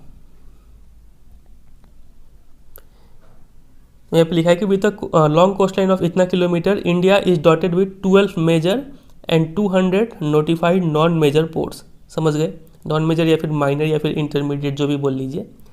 12 मेजर पोर्ट है और 200 नॉन मेजर पोर्ट। तो हम लोग अब इसी 12 मेजर पोर्ट को स्टडी करने वाले हैं। टॉपिक समझ गए, मेजर सी पोर्ट्स। चलिए, तो सबसे पहला जो सी पोर्ट है मेजर में वो है कांडला। पहले सबका नाम देख लेते हैं। सबसे पहले है कांडला। कांडला को हम लोग एक और नाम से जानते हैं जिसको बोला जाता है दीनदयाल पोर्ट। ठीक है, दूसरा मुंबई पोर्ट, तीसरा Jawaharlal Nehru port, fourth Marmagao, fifth New Mangalore, sixth Kochi, seventh Tuticorin, 8th Chennai हो गया, 9th Visakhapatnam, 10th Paradip, 11th Kolkata और 12th हल्दिया। टोटल 12 हो गए मेजर पोर्ट्स। इन 12 को स्टडी करना है और ख़ास बात यह है कि आपका मैप पॉइंटिंग में इसी में से आने वाला है। ठीक है, मेजर सी पोर्ट्स। तो इन 12 का 12 आपको प्रिपेयर नहीं करना है। आप देख पा रहे हैं कि कुछ येलो से हाईलाइट किया है और यहाँ पे आपको ग्रीन हाईलाइट दिखा होगा। तो जो हम येलो से हाईलाइट किए हैं ना, सिर्फ इन्हीं का नाम आपको मैप पॉइंटिंग के लिए तैयार करना है, इन्हीं का लोकेशन आपको याद करना है। ठीक है, और ये जो ग्रीन वाला है ये सिलेबस में लिखा हुआ नहीं था, लेकिन फिर भी इसको याद कर सकते हैं, काफ़ी ईजी है। चलिए, इसके लिए हम अलग से भी वीडियो बना देंगे मैप पॉइंटिंग में, इसमें भी बता दिए। देखिए क्या लिखा है कांडला के बारे में। कांडला जो है वो कहाँ पे है, कच्छ, जो गल्फ ऑफ कच्छ है वहाँ पे लोकेटेड है। इसको इंडिपेंडेंस के बाद बनाया गया था ताकि जो मुंबई पोर्ट है उस पर जो प्रेशर है उस पर थोड़ा कम प्रेशर पड़े। ठीक है, क्योंकि पहले क्या था, जब इंडिया को जब इंडिपेंडेंस नहीं मिला था, जब इंडिया पाकिस्तान एक ही था, तो इंडिया का जो नॉर्दर्न पार्ट है उसका जो ज़्यादातर सामान कराची पोर्ट के थ्रू हैंडल होता था जो कि पाकिस्तान में है। लेकिन जब आज़ादी मिल गया, बंटवारा हो गया, तो हमारे पास पोर्ट नहीं है, तो जल्दी से किसको बनाया गया, कांडला पोर्ट को बनाया गया। ठीक है, कांडला पोर्ट को क्या भी बोलते हैं बताइए, दीनदयाल पोर्ट।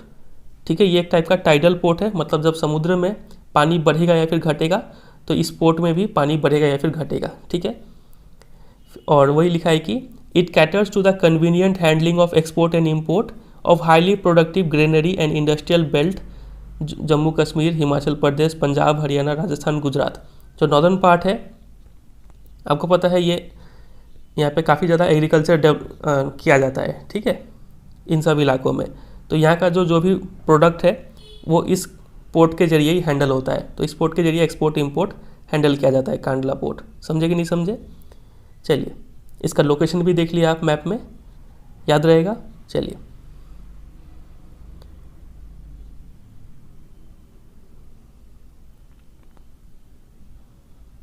ये हो गया। मूव करते हैं अगले पोर्ट पे जो कि है मुंबई। तो मुंबई पोर्ट जो है वो सब बिगेस्ट पोर्ट है। ठीक है, with a spacious, natural and well sheltered harbour. Harbour का मतलब ऐसा प्लेस जहाँ पे नौका को खड़ा किया जाता है, एंकर किया जाता है, बांधा जाता है। ठीक है, तो ये नेचुरल हार्बर है, मतलब पहले से बना हुआ है ये। चलिए, नेचुरली बना हुआ है। फिर एक और पोर्ट है जिसको बोलते हैं Jawaharlal Nehru port. Was planned with a view to decongest the Mumbai port. तो मुंबई पोर्ट पे भी काफ़ी भीड़ हो रहा था, तो इस पर प्रेशर कम करने के लिए जवाहरलाल नेहरू पोर्ट बनाया गया। ठीक है, मैप में देख लेते हैं। ये देखिए, इधर पे है मुंबई पोर्ट और उसके काफ़ी करीब एक जवाहरलाल नेहरू पोर्ट बनाया गया ताकि मुंबई पोर्ट पे थोड़ा प्रेशर कम पड़े, ये क्या हो जाए, डीकंजेस्ट हो जाए। समझे, लोकेशन याद रहेगा। चलिए, आप इस मैप को भी देख सकते हैं, इसमें थोड़ा क्लियर इमेज है सारा पोर्ट्स का, इसका आप स्क्रीनशॉट ले सकते हैं। फिर अगला पोर्ट है मरमागांव पोर्ट। ठीक है, जो कि है गोवा में। ठीक है, ये premier iron ore exporting port है ऑफ द कंट्री। मतलब ज़्यादातर आयरन ओर जो है उसको इसी पोर्ट के जरिए एक्सपोर्ट किया जाता है। समझे, लगभग 50% ऑफ कंट्रीज आयरन और एक्सपोर्ट इसी पोर्ट के जरिए होता है। समझे, ये इसका खास बात हो गया। मरमागांव कहाँ पे देख लेते हैं। ये रहा, जवाहरलाल नेहरू के बाद मरमागांव गोवा में है। समझे, गोवा छोटा सा स्टेट, यहीं पे है मरमागांव। फिर यहाँ पे आप एक चीज़ और समझिए थोड़ा डायरेक्शन के बारे में। देखिए, ये होता है नॉर्थ डायरेक्शन, ये होता है साउथ, और ये होता है ईस्ट डायरेक्शन, और ये होता है वेस्ट डायरेक्शन। ठीक है, तो कोस्ट का जो ये पार्ट है, इसको कौन सा कोस्ट बोलेंगे? हम लोग बोलेंगे वेस्टर्न कोस्ट है ये। ठीक है, इसको कौन सा कोस्ट बोलेंगे बताइए? इसको बोलेंगे ईस्टर्न कोस्ट। ठीक है, फिर इसके अलावा एक बार फिर से बनाते हैं, नॉर्थ साउथ और ईस्ट और वेस्ट। ठीक है, जो यहाँ का जो पार्ट है इसको हम लोग क्या बोलेंगे? ये साउथ में भी है और वेस्ट में भी है। ठीक है, तो इसको हम लोग बोलेंगे साउथ वेस्ट कोस्ट भी बोल सकते हैं इसको। उसी तरीके से ये पार्ट को क्या बोल सकते हैं? साउथ ईस्ट कोस्ट भी बोल सकते हैं। समझे कि नहीं समझे? चलिए, तो ये सब टर्म आप समझ के रखिए, अभी यूज़ होने वाला है। और अभी तक हमने क्या क्या पढ़ लिया? सबसे पहले हमने कांडला पोर्ट को पढ़ा। एक पैटर्न भी आप ऑब्जर्व कीजिए, कांडला, फिर मुंबई हो गया, फिर जवाहरलाल नेहरू हो गया, फिर मरमागांव हो गया। ठीक है, अभी हमने पढ़ा। अब हम किसको पढ़ने वाले हैं? न्यू मैंगलोर को पढ़ने वाले हैं। ठीक है, उसके बाद किसको पढ़ेंगे? कोची को पढ़ेंगे। ठीक है, चलिए,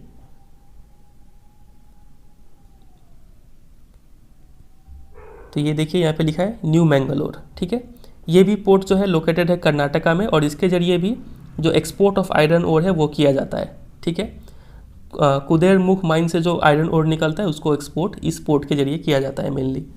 चलिए, तो ये हो गया कवर, लोकेशन हमने देख ही लिया, कर्नाटका में है। अगला पोर्ट है कोची। कोची कहाँ पे लोकेटेड है? Extreme south western port. South western समझ गए क्या है? ठीक है, located at the entrance of a lagoon with a natural harbour. आप इस पिक्चर में देख पा रहे हैं, इसको लगून बोलते हैं। ठीक है, इसमें नमकीन पानी पाया जाता है और इस शेप का है। तो इस लगून का जो एंट्रेंस है, जहाँ से एंटर करेंगे वहीं पे ये पोर्ट लोकेटेड है, और यहाँ का भी जो हार्बर है वो नेचुरल है। ठीक है, फिर आगे मूव करें। अब हम जो वेस्टर्न साइड का जितना भी पोर्ट था वो कवर कर चुके हैं, है ना। ये कांडला हो गया, मुंबई हो गया, जवाहरलाल नेहरू हो गया, मरमागांव हो गया, न्यू मैंगलोर हो गया, कोची हो गया। अब हम मूव कर जाते हैं ईस्टर्न साइड में। तो साउथ ईस्टर्न में सबसे पहला कौन सा है? टूटीकोरिन। इसको कवर करते हैं, उसके बाद चेन्नई पे आ जाएंगे। देखिए, ये रहा। Moving along the east coast में अगर हम मूव करें तो एक्सट्रीम साउथ ईस्टर्न पोर्ट हमें कौन सा मिलता है? टूटीकोरिन मिलता है। ठीक है, तमिलनाडु में है ये भी एक नेचुरल हार्बर है, और इसका एक खास बात ये है कि ये काफ़ी लार्ज वैरायटी ऑफ कार्गोज को हैंडल करता है। यहाँ तक कि हमारे जो नेबरिंग कंट्रीज़ है, श्रीलंका और मालदीव्स, यहाँ के भी सामान इस पोर्ट के जरिए हैंडल होते हैं। ठीक है, चलिए, अगला पोर्ट है चेन्नई। चेन्नई का खास बात ये है कि ये ओल्डेस्ट आर्टिफिशियल पोर्ट है हमारे कंट्री का, और मुंबई के बाद ये सेकंड नंबर पे आता है वॉल्यूम ऑफ ट्रेड और कार्गो के मामले में। ठीक है, सबसे ज़्यादा ट्रेड इसी पोर्ट के जरिए होता है मुंबई के बाद।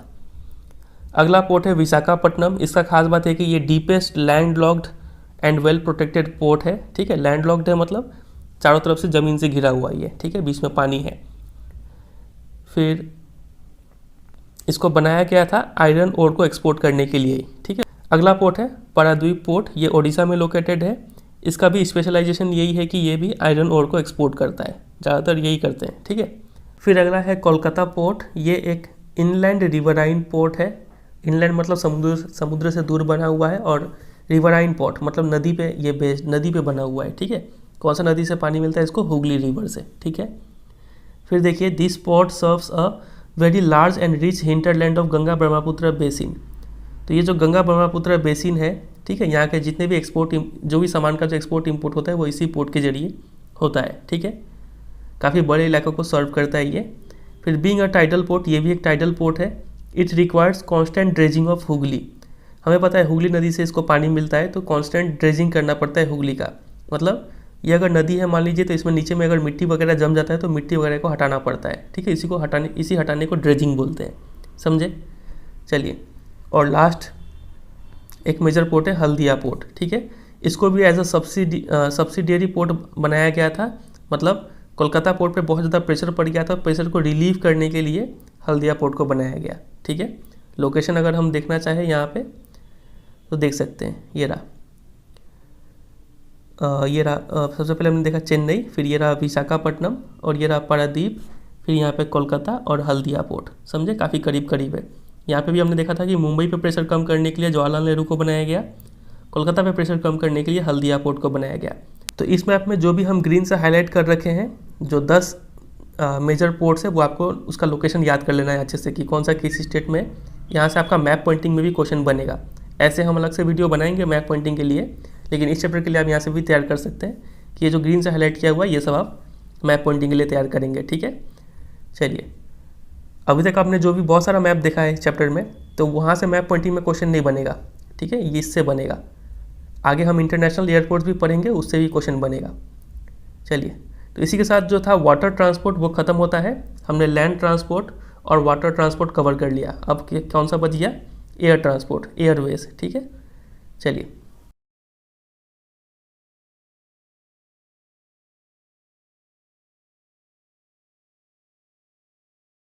अब हम मूव कर जाते हैं अगले मीन्स ऑफ ट्रांसपोर्ट पे, जो कि है एयरवेज। ठीक है, देखिए सबसे पहला पॉइंट है कि जो एयर ट्रैवल है ये फास्टेस्ट है, मोस्ट कंफर्टेबल है और प्रेस्टिजियस मोड ऑफ ट्रांसपोर्ट है। प्रेस्टिजियस मतलब इसमें ट्रैवल करना एक शान का बात होता है, हर कोई इसमें ट्रैवल करना अफोर्ड नहीं कर सकते। ठीक है, मतलब जो पैसे वाले लोग होते हैं, बड़े लोग होते हैं, वही इसमें ट्रैवल करते हैं। समझे इतना? ये पहला एडवांटेज हो गया। दूसरा, it can cover very difficult terrains like high mountains, dreary deserts, dense forest and also long oceanic stretches with great ease। कैसा भी ज़मीन हो उसको काफ़ी इजीली से ये कवर कर लेता है। भले ही वो ज़मीन में पहाड़ हो, डेजर्ट हो, फॉरेस्ट हो, कोई फ़र्क नहीं पड़ता है, ओशन हो, कोई फ़र्क नहीं पड़ता है, सभी को काफ़ी आसानी से कवर कर लेता है, क्योंकि ये तो पता है हमें बाई एयर ट्रैवल करता है ये। ठीक है, तो यही रीज़न है कि हम लोग हमारे कंट्री का जो नॉर्थ ईस्टर्न पार्ट है ना, यहाँ पे हम लोग एयर ट्रैवल प्रीफर करते हैं। ये नॉर्थ ईस्टर्न पार्ट काफ़ी ख़तरनाक है। यहाँ पे कई सारे बिग रिवर्स है, डाइसेक्टेड रिलीफ है, डेंस फॉरेस्ट है, फ्रीक्वेंट फ्लड्स होता रहता है, इंटरनेशनल बॉर्डर्स है। ठीक है, अगर यहाँ पे एयर ट्रांसपोर्ट यूज़ नहीं करेंगे तो रोड या फिर रेलवे का भरोसे रहेंगे तो काफ़ी मुश्किल होगा, यहाँ पे टाइम कंज्यूम होगा और पॉसिबल भी नहीं होगा। ठीक है, इसलिए हम लोग नॉर्थ ईस्टर्न पार्ट में ट्रैवल करने के लिए एयर ट्रैवल को प्रीफर करते हैं। समझे कि नहीं? तो air travel has made access easier इस पार्ट में। समझे? इसके ऊपर क्वेश्चन बनता है।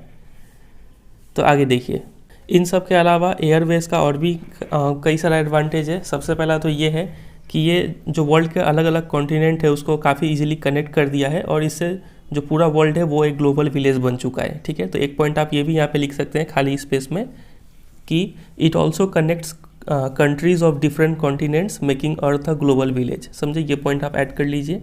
फिर इसके अलावा जो हाईली पेरिशेबल गुड्स होते हैं, जिनका हाई वैल्यू होता है, उनको ट्रांसपोर्ट करने में एयरवेज काफ़ी यूज़फुल होता है। ठीक है, तो आप एक पॉइंट और भी लिख सकते हैं यहाँ पे कि it is suitable for transporting fruits, vegetables और high value goods like costly drugs and sophisticated machines in desired time frame.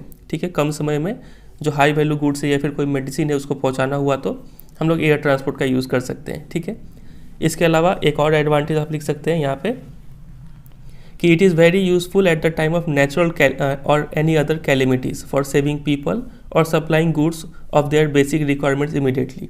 कोई कैलेमिटी आ गया तो एयर ट्रांसपोर्ट का यूज़ करके हम लोग लोगों को बचा सकते हैं या फिर कोई सामान पहुंचा सकते हैं। आप देखिए होंगे कि इंडिया में भी कई बार फ्लड आता है या फिर कोई भी नेचुरल कैलेमिटी होता है तो हेलीकॉप्टर्स के जरिए सामान पहुँचाया जाता है। ठीक है, तो ये भी 3 आप एडवांटेज लिख लीजिए, क्वेश्चन में आता है।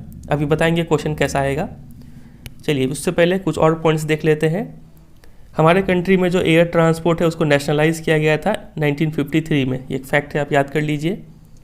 जो एयर इंडिया है वो हमारे कंट्री में डोमेस्टिक और इंटरनेशनल एयर सर्विसेज प्रोवाइड करता है। ठीक है, अब इम्पॉर्टेंट बात स्टार्ट होता है यहाँ से, Pawan Hans helicopter service limited से।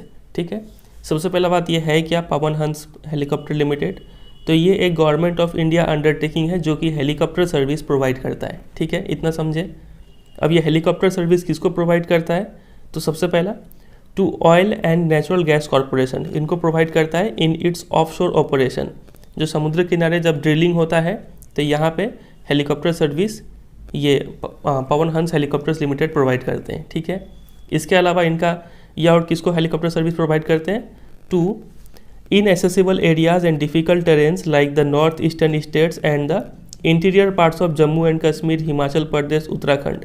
यहाँ पे जो जहाँ पे डिफ़िकल्ट टेरेन्स है, ठीक है, और जहाँ पे पहुँचा नहीं जा सकता है ईजिली, वहाँ पे भी ये लोग हेलीकॉप्टर सर्विस प्रोवाइड करते हैं। ठीक है, तो ये पवन हंस हेलीकॉप्टर्स लिमिटेड ये बहुत इंपॉर्टेंट है, इसको आप तैयार कर लेंगे, क्वेश्चन इसके ऊपर बनता है, अभी बताएंगे। पहला पॉइंट आप याद रखेंगे कि ये हेलीकॉप्टर सर्विस प्रोवाइड करता है, गवर्नमेंट ऑफ इंडिया अंडरटेकिंग है, इसको प्रोवाइड करता है, और जो इनएसेसिबल और डिफ़िकल्ट टेरेन से जैसे कि नॉर्थ ईस्टर्न स्टेट्स और जम्मू कश्मीर, हिमाचल प्रदेश, उत्तराखंड, इसको प्रोवाइड करता है। ठीक है, इतना बात आप तैयार रखेंगे यहाँ से। फिर इसके अलावा एयर ट्रैवल का एक डिसएडवांटेज भी है। डिसएडवांटेज यही है कि कॉमन पीपल के रीच में नहीं है, ये बहुत ज़्यादा एक्सपेंसिव है, तो ये इसका एक डिसएडवांटेज है। ठीक है, सिर्फ नॉर्थ ईस्टर्न स्टेट्स में चूँकि यहाँ पे काफ़ी डिफ़िकल्ट टेरेन है, उस वजह से यहाँ पे स्पेशल प्रोविजंस लाया गया है जिससे कि जो कॉमन पीपल है वो भी ये एयर ट्रैवल को यूज़ कर पाए। ठीक है, बस इतना ही पॉइंट यहाँ से आपको जानना था। छोटा सा टॉपिक है लेकिन क्वेश्चंस काफ़ी अच्छा बनता है यहाँ से। चलिए बात करते हैं क्वेश्चंस पे। सबसे पहला क्वेश्चन आपसे पूछेंगे कि right 4 merits of air travel, also mention any 2 demerits of air transport. 4 merit बताना है और 2 डीमेरिट बताना है। बता पाएंगे? सबसे पहला मेरिट तो ये आप लिख देंगे, फास्टेस्ट, कंफर्टेबल, प्रेस्टिजियस। ठीक है, दूसरा मेरिट ये होगा कि ये डिफ़िकल्ट टेरेन्स को कवर कर लेता है। तीसरा मेरिट आप लिख सकते हैं ये पॉइंट कि नॉर्थ ईस्टर्न स्टेट्स, जो स्टेट्स है वहाँ पे ये एक्सेस प्रोवाइड करता है। इसके अलावा जो हम आपको यहाँ पे 3-4 पॉइंट बताए थे वो भी आप लिख सकते हैं। ठीक है, चलिए, और डीमेरिट्स का अगर बात करें तो डीमेरिट्स, पहला डीमेरिट हमने यहाँ पे देखा था कि ये काफ़ी ज़्यादा एक्सपेंसिव है, कॉमन पीपल इसको अफोर्ड नहीं कर सकते हैं। ठीक है, और दूसरा डीमेरिट आप लिख सकते हैं कि बैड वेदर में ये उतना अच्छे से काम नहीं करता है। ठीक है, तो दूसरा क्वेश्चन आपसे पूछेंगे नॉर्थ ईस्टर्न स्टेट्स के बारे में।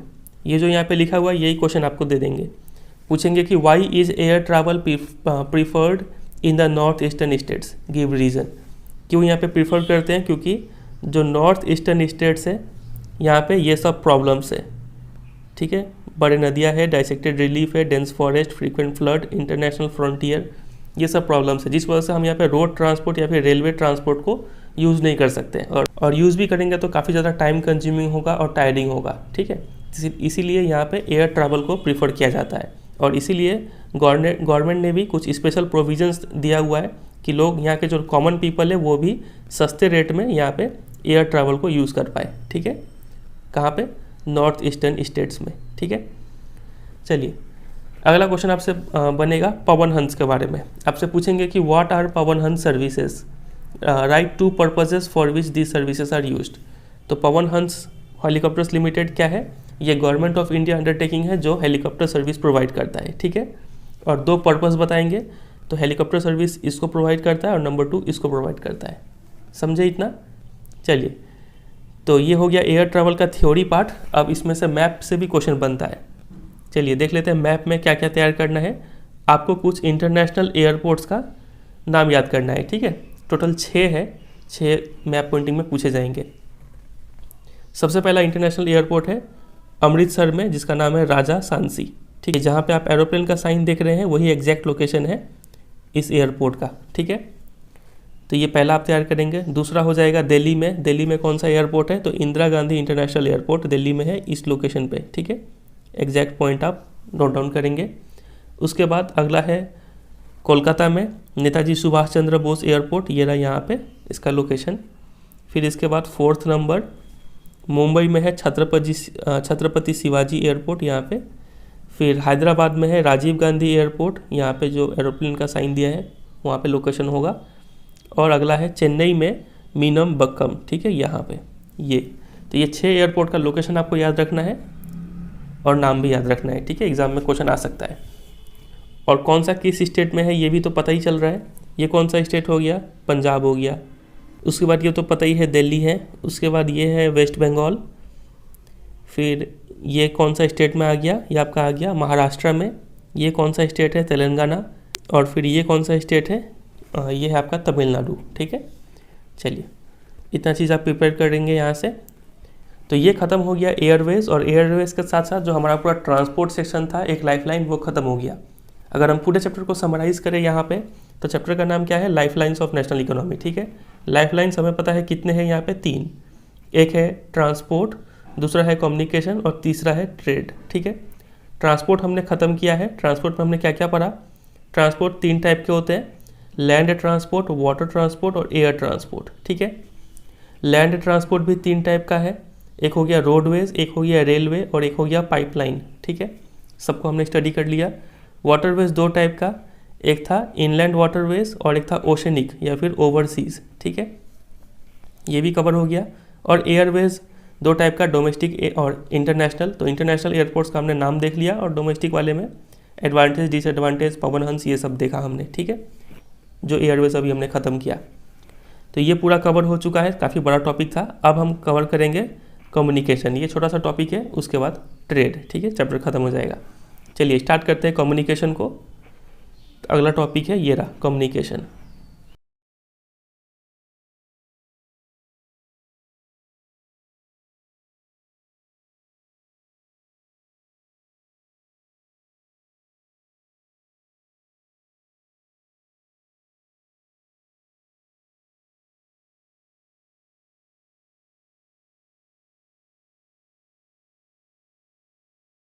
इसमें लिखा है कि हम ह्यूमंस जब से अर्थ में आए हैं तब से हम लोग अलग अलग मीन्स ऑफ कम्युनिकेशन यूज़ करते रहे हैं, ठीक है। लेकिन जैसे जैसे वक्त के साथ डेवलपमेंट हुआ है उसके साथ साथ चेंजेस आया है। आज के इस मॉडर्न टाइम में काफ़ी ज़्यादा चेंज हो गया है मीन्स ऑफ कम्युनिकेशन, ठीक है। आज के टाइम पे हम लंबे डिस्टेंस कम्युनिकेशन कर सकते हैं without any physical movement of the communicator या फिर रिसीवर। बिना कहीं जाए कुछ भेजे हम लोग डायरेक्ट कम्युनिकेशन कर सकते हैं। तो मीन्स ऑफ कम्युनिकेशन यहाँ पे दो टाइप का बताया गया है, एक होता है पर्सनल कम्युनिकेशन और एक होता है मास कम्युनिकेशन, ठीक है। पर्सनल कम्युनिकेशन नाम से ही समझ में आ रहा है, ये पर्सन टू पर्सन बात होता होगा यहाँ पे, और मास या फिर ऑर्गेनाइजेशन टू ऑर्गेनाइजेशन भी होता होगा। और मास कम्युनिकेशन मतलब एक पर्सन मैसेज दे रहा है या फिर एक ऑर्गेनाइजेशन मैसेज दे रहा है, एक जगह से मैसेज आता है और ये मैसेज जो है कई सारे लोगों को पहुँच जाता है, ठीक है। इसको हम लोग बोलते हैं मास कम्युनिकेशन, समझे। पर्सनल कम्युनिकेशन के अंदर दो चीज़ आते हैं, एक आपका हो गया पोस्टल सर्विस और एक आपका हो गया टेलीफोन सर्विस, समझे कि नहीं। और मास कम्युनिकेशन के अंदर आपका आता है टेलीविज़न, रेडियो, ठीक है। कोई एक प्रोग्राम के जरिए कई सारे लोगों को मैसेज पहुंचा दिया जाता है। इसमें रेडियो के थ्रू भी कोई एक प्रोग्राम हुआ, कई सारे लोग उसको सुन लिए, सबको मैसेज पहुँच गया, इसको बोलते हैं मास कम्युनिकेशन, समझ रहे हैं।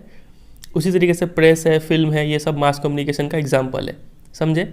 चलिए स्टार्ट करते हैं हम लोग पर्सनल कम्युनिकेशन को। पर्सनल कम्युनिकेशन में हम क्या बोले, कौन सा दो चीज़ आता है, एक होता है पोस्टल सर्विस और एक होता है टेलीफोन सर्विस। स्टार्ट करते हैं पोस्टल सर्विस से। देखिए, the Indian postal network is the largest in the world. सबसे बड़ा पोस्टल नेटवर्क इंडिया का ही है। इंडिया पोस्ट क्या क्या हैंडल करता है, तो पार्सल्स हो गया, as well as personal written जो लेटर होता है वो उसको भी हैंडल करता है। अब जो जितने भी मेल्स है उसको दो कैटेगरी में डिवाइड किया गया है, एक होता है फर्स्ट क्लास मेल और एक होता है सेकंड क्लास मेल, ठीक है। पोस्ट में फर्स्ट क्लास मेल में क्या आते हैं, कार्ड्स और एनवलप्स। ये जो कार्ड्स और एनवलप्स है ये फर्स्ट क्लास मेल में आते हैं, ठीक है, इनको फर्स्ट क्लास कंसीडर किया जाता है। और ऐसे मेल्स को एयरलिफ्ट, ठीक है, एयरवेज के थ्रू अलग अलग स्टेशन में भेजा जाता है जिसमें लैंड और एयर दोनों कवर होते हैं, ठीक है। इन दोनों मोड ऑफ ट्रांसपोर्ट को यूज़ किया जाता है इसमें फर्स्ट क्लास मेल को डिलीवर करने के लिए, समझे। और दूसरा जो है सेकंड क्लास मेल, इसमें क्या क्या आता है, बुक्स हो गया, पार्सल्स हो गया, रजिस्टर्ड न्यूज़पेपर्स, पीरियोडिकल्स, ये सब सेकंड क्लास मेल में आते हैं और इनको सरफेस मेल के थ्रू भेजा जाता है। इनको एयरलिफ्ट नहीं करवाया जाता है, इनको लैंड और वाटर ट्रांसपोर्ट के थ्रू ही भेजा जाता है, समझे। और जबकि फर्स्ट क्लास मेल था, इसको प्रायोरिटी देते हुए एयरलिफ्ट एयरवेज का भी इस्तेमाल करके इसको डिलीवर किया जाता है, समझे। तो एग्ज़ाम में आपसे डिफरेंस पूछ लेंगे, बोलेंगे distinguish between first class mail and second class mail. तो आपको इसमें लिखना है कि फर्स्ट क्लास मेल में क्या आते हैं, कार्ड्स और एनवलप। इसमें लिखेंगे इसमें क्या आते हैं, तो book, packets, registered newspaper, periodicals. पहला पॉइंट में आप ये लिख देंगे। और दूसरा डिफरेंस लिखेंगे कि इनको एयरलिफ्ट करवाया जाता है और लैंड और एयर का यूज़ करके डिलीवर किया जाता है। और सेकंड क्लास मेल को इनको सरफेस मेल के थ्रू ही पहुंचाया जाता है, कवरिंग लैंड और वाटर ट्रांसपोर्ट, समझे। दो पॉइंट का डिफरेंस लिख देंगे। फिर आगे एक क्वेश्चन यहाँ पे भी बनता है इसके ऊपर, पर्सनल कम्युनिकेशन और मास कम्युनिकेशन के ऊपर। आपसे पूछेंगे कि right two types of means of communication. तो एक होगा पर्सनल कम्युनिकेशन और एक होगा मास कम्युनिकेशन। फिर इसी क्वेश्चन में ऐड करेंगे कि give two examples of each. दोनों का दो एग्जाम्पल देना है। तो पर्सनल कम्युनिकेशन का दो एग्जाम्पल क्या है, पोस्टल सर्विस और टेलीकॉम सर्विस। इसका दो एग्जाम्पल यहाँ पे बहुत सारा है, टेलीविज़न, रेडियो, प्रेस, फिल्म्स, कोई भी दो दे सकते हैं आप, समझे। चलिए, तो हम अभी पोस्टल पढ़ रहे थे, पोस्टल में हमने ये पढ़ा first class mail, second class mail, और आगे कंटिन्यू करते हैं पोस्टल वाले को। देखिए, लिखा है कि इंडिया पोस्ट में क्विक डिलीवरी ऑफ मेल्स करने के लिए कई सारे जो बड़े बड़े टाउन्स और सिटीज़ है वहाँ पे 6 मेल चैनल्स बनाया गया है, ठीक है। ये क्या है देखिए, दे आर कॉल्ड, एक है राजधानी चैनल है, और एक है मेट्रो चैनल, एक है ग्रीन चैनल, एक है बिजनेस चैनल, एक है बल्क मेल चैनल और एक है पीरियोडिकल चैनल।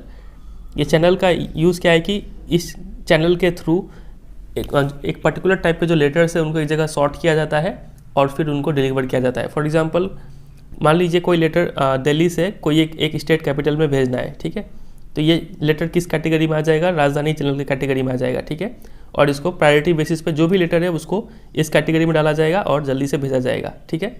राजधानी चैनल में मतलब वो सब लेटर्स जो दिल्ली से 6 स्टेट कैपिटल को कनेक्ट करते हैं, वो सब लेटर्स इस कैटेगरी में आते हैं, ठीक है।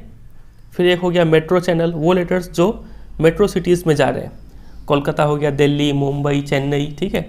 मेट्रो सिटीज़ में अगर कोई लेटर जा रहा है तो वो इस चैनल को बिलोंग करेगा, और जितने भी मेट्रो सिटीज़ वाले चैनल है वो सब इस कैटेगरी में आ जाएंगे, ठीक है।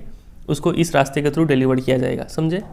फिर ग्रीन चैनल ये लोकल लेटर्स को हैंडल करता है। बिजनेस चैनल में बिजनेस जो मेल्स होते हैं उसको डील किया जाता है। फिर बल्क मेल चैनल्स में, इसमें बल्क में जो लेटर्स जाते हैं कम दाम में, उसको यहाँ पे डिलीवर किया जाता है। पीरियोडिकल में जो न्यूज़पेपर हो गए, मैगजीन्स हो गए, उनको इन सब के थ्रू डिलीवर किया जाता है, ठीक है। तो इन सब का 6 का नाम आपको अच्छे से याद होना चाहिए, बहुत इंपॉर्टेंट है, क्वेश्चन बनता है इसके ऊपर। आपसे पूछेंगे कि name the mail channels which were introduced by the Indian postal network to facilitate quick delivery of mails.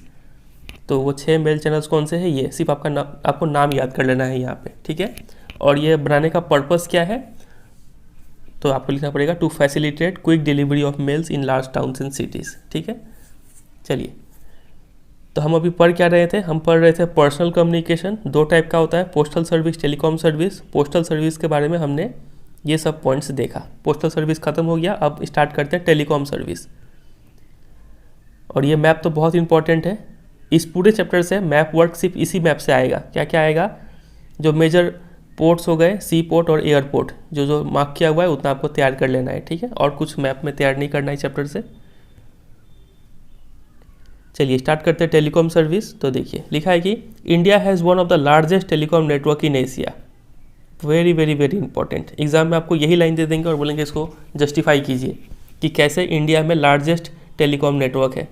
तो देखिए हमें पता है कि इंडिया का जो अर्बन प्लेसेस है वहाँ पे तो टेलीकॉम नेटवर्क अच्छा खासा डेवलप है ही, तो इसको छोड़ के जो विलेजेस है वहाँ का मोर देन 2/3 पार्ट जो है वो STD यानी सब्सक्राइबर ट्रंक डायलिंग से कवर हो चुका है। यहाँ पे ये सर्विस आ चुका है मोर देन 2/3 विलेज में, ठीक है।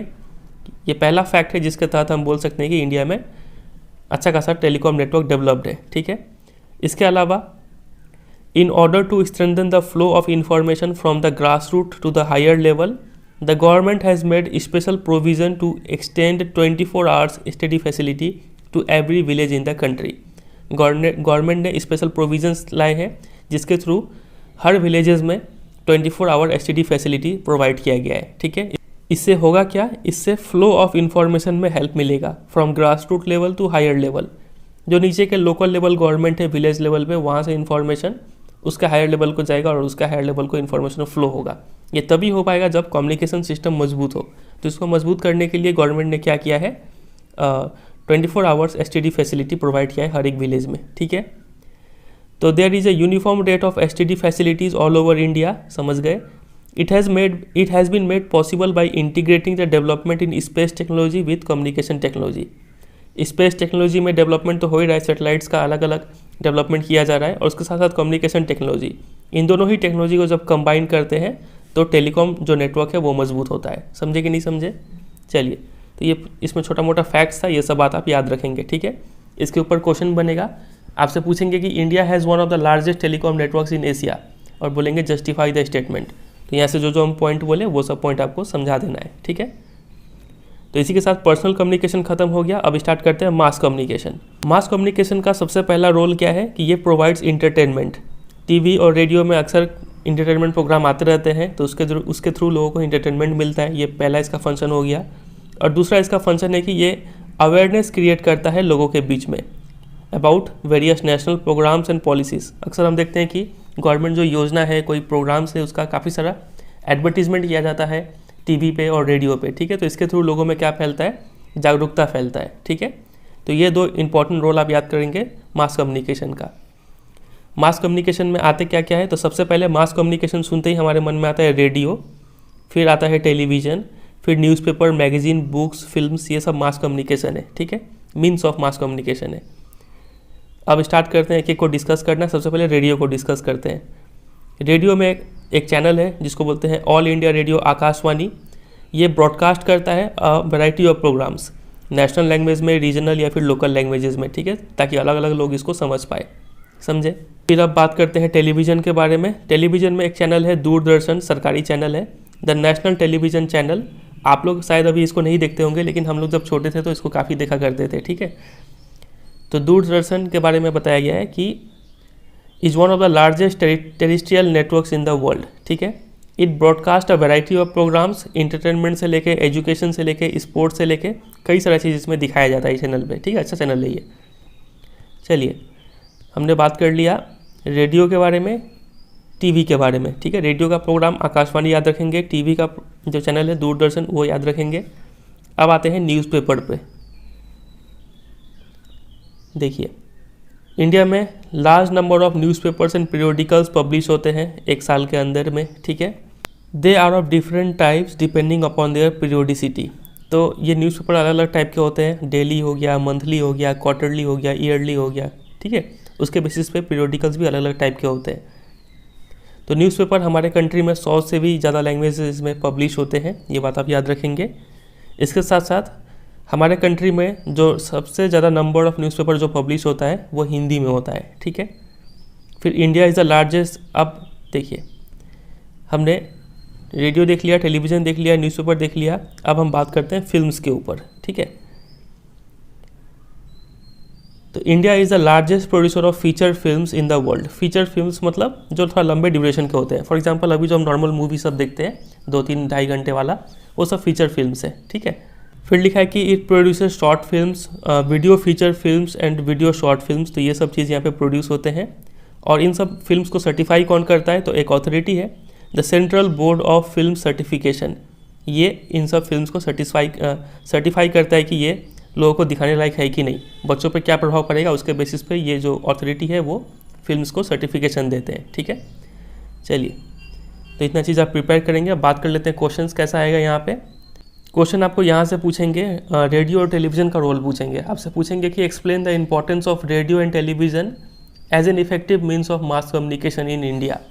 तो रेडियो टेलीविज़न का क्या रोल है वो आप बताएंगे। ठीक है, और फिर छोटा छोटा क्वेश्चन यहाँ से बन सकता है कि फिल्म्स को सर्टिफाई कौन करता है, तो ये नाम आप याद रखेंगे। ठीक है, चलिए, इतना ही आपको कम्युनिकेशन से प्रिपेयर करना है, काफ़ी होगा इतना। अब आगे मूव करते हैं इंटरनेशनल ट्रेड पे।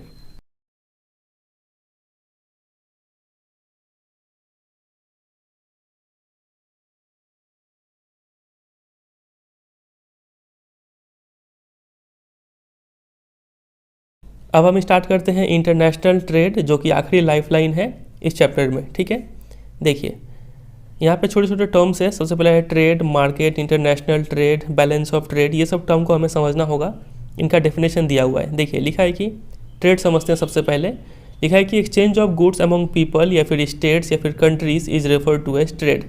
अगर 2 पीपल के बीच में या फिर 2 स्टेट के बीच में या फिर 2 कंट्रीज़ के बीच में एक्सचेंज ऑफ गुड्स अगर हो रहा है, ठीक है, तो वो एक्सचेंज ऑफ गुड्स क्या कहलाएगा, ट्रेड। मतलब ये इसको कुछ दिया और ये इसको कुछ दिया, यही चीज़ कहला गया ट्रेड, समझे। और ऐसा प्लेस जहाँ पे ये एक्सचेंज ऑफ गुड्स हो रहा है, उस प्लेस को बोलते हैं मार्केट, समझ गए। अब ऐसा नहीं कि मार्केट हमेशा फिजिकली होता हो, जैसा हम लोग नॉर्मल मार्केट समझते हैं। आज के टाइम में बहुत सारे ऑनलाइन प्लेटफॉर्म्स है, वहाँ पे भी बायर्स और सेलर्स जो है आपस में इंटरैक्ट कर लेते हैं, एक्सचेंज ऑफ गुड्स वहाँ पे हो जाता है। ठीक है, तो वो ऐप या फिर जो भी प्लेटफॉर्म पे वो एक्सचेंज ऑफ गुड्स हो रहा है, वो प्लेटफॉर्म भी मार्केट कहलाएगा। अमेजोन, फ्लिपकार्ट, ये सब मार्केट है। ठीक है, चलिए, फिर अगला टर्म है इंटरनेशनल ट्रेड। अगर ट्रेड कोई 2 कंट्री के बीच में हो रहा है तो उसको हम लोग बोलते हैं इंटरनेशनल ट्रेड। ऐसा ही एक टर्म हमने इकोनॉमिक्स में भी समझ रखा है, जब हम ग्लोबलाइजेशन चैप्टर्स पढ़ रहे थे तब हमने वहाँ पे देखा था कि ट्रेड बिटवीन 2 और मोर कंट्रीज़ को क्या कहा जाता है, फॉरेन ट्रेड। यहाँ पे बोला गया है इंटरनेशनल ट्रेड, बात एक ही है। ठीक है, चलिए, तो ये टर्म हमने समझ लिया, ट्रेड, मार्केट और इंटरनेशनल ट्रेड। फिर अगला एक टर्म है लोकल ट्रेड। लोकल ट्रेड क्या होता है, local trade is carried in cities, towns and villages. अगर वो ट्रेड सिटी में या फिर टाउन में या फिर विलेज के अंदर हो रहा है तो वही ट्रेड लोकल ट्रेड कहलाएगा। और स्टेट लेवल ट्रेड नाम से ही समझ में आ रहा है कि अगर दो स्टेट्स के बीच में ट्रेड हो रहा है तो वो कहलाएगा स्टेट लेवल ट्रेड। ठीक है, मतलब सामान जो निकल के जा रहा है वो दूसरे स्टेट में जा रहा है, वहाँ से भी सामान दूसरे स्टेट में आ रहा है, ये कहलाएगा स्टेट लेवल ट्रेड। अब यहाँ पे एक छोटा सा क्वेश्चन बन जाता है, आपसे पूछेंगे कि what is meant by trade, तो ट्रेड का डेफिनेशन आप लिख देंगे ये। फिर आपसे पूछेंगे कि what is the difference between local and state level trade, तो दोनों का डेफिनेशन लिख देना है। ठीक है, उसी तरीके से बहुत सारा क्वेश्चन बनेगा, इंटरनेशनल ट्रेड, मार्केट, ये सबको डिफाइन कीजिए, तो उतना क्वेश्चन हम नहीं बता रहे हैं, आप उसको प्रिपेयर कर लीजिएगा। ठीक है, आगे मूव करें। लिखा है कि advancement of international trade of a country is an index to its economic prosperity. कोई भी कंट्री कितना इंटरनेशनल ट्रेड कर रहा है वो ये बताता है कि वो कंट्री का इकोनॉमिक प्रॉस्पेरिटी कितना है, पैसे के मामले में वो कंट्री कितना स्ट्रांग है। जो कंट्री जितना ज़्यादा ट्रेड कर रहा है दूसरे कंट्रीज से, वो कंट्री उतना ही ज़्यादा प्रॉस्पर है, पैसा वाला है। ठीक है, तो इसीलिए हम बोलते हैं कि it is therefore considered the economic barometer for a country.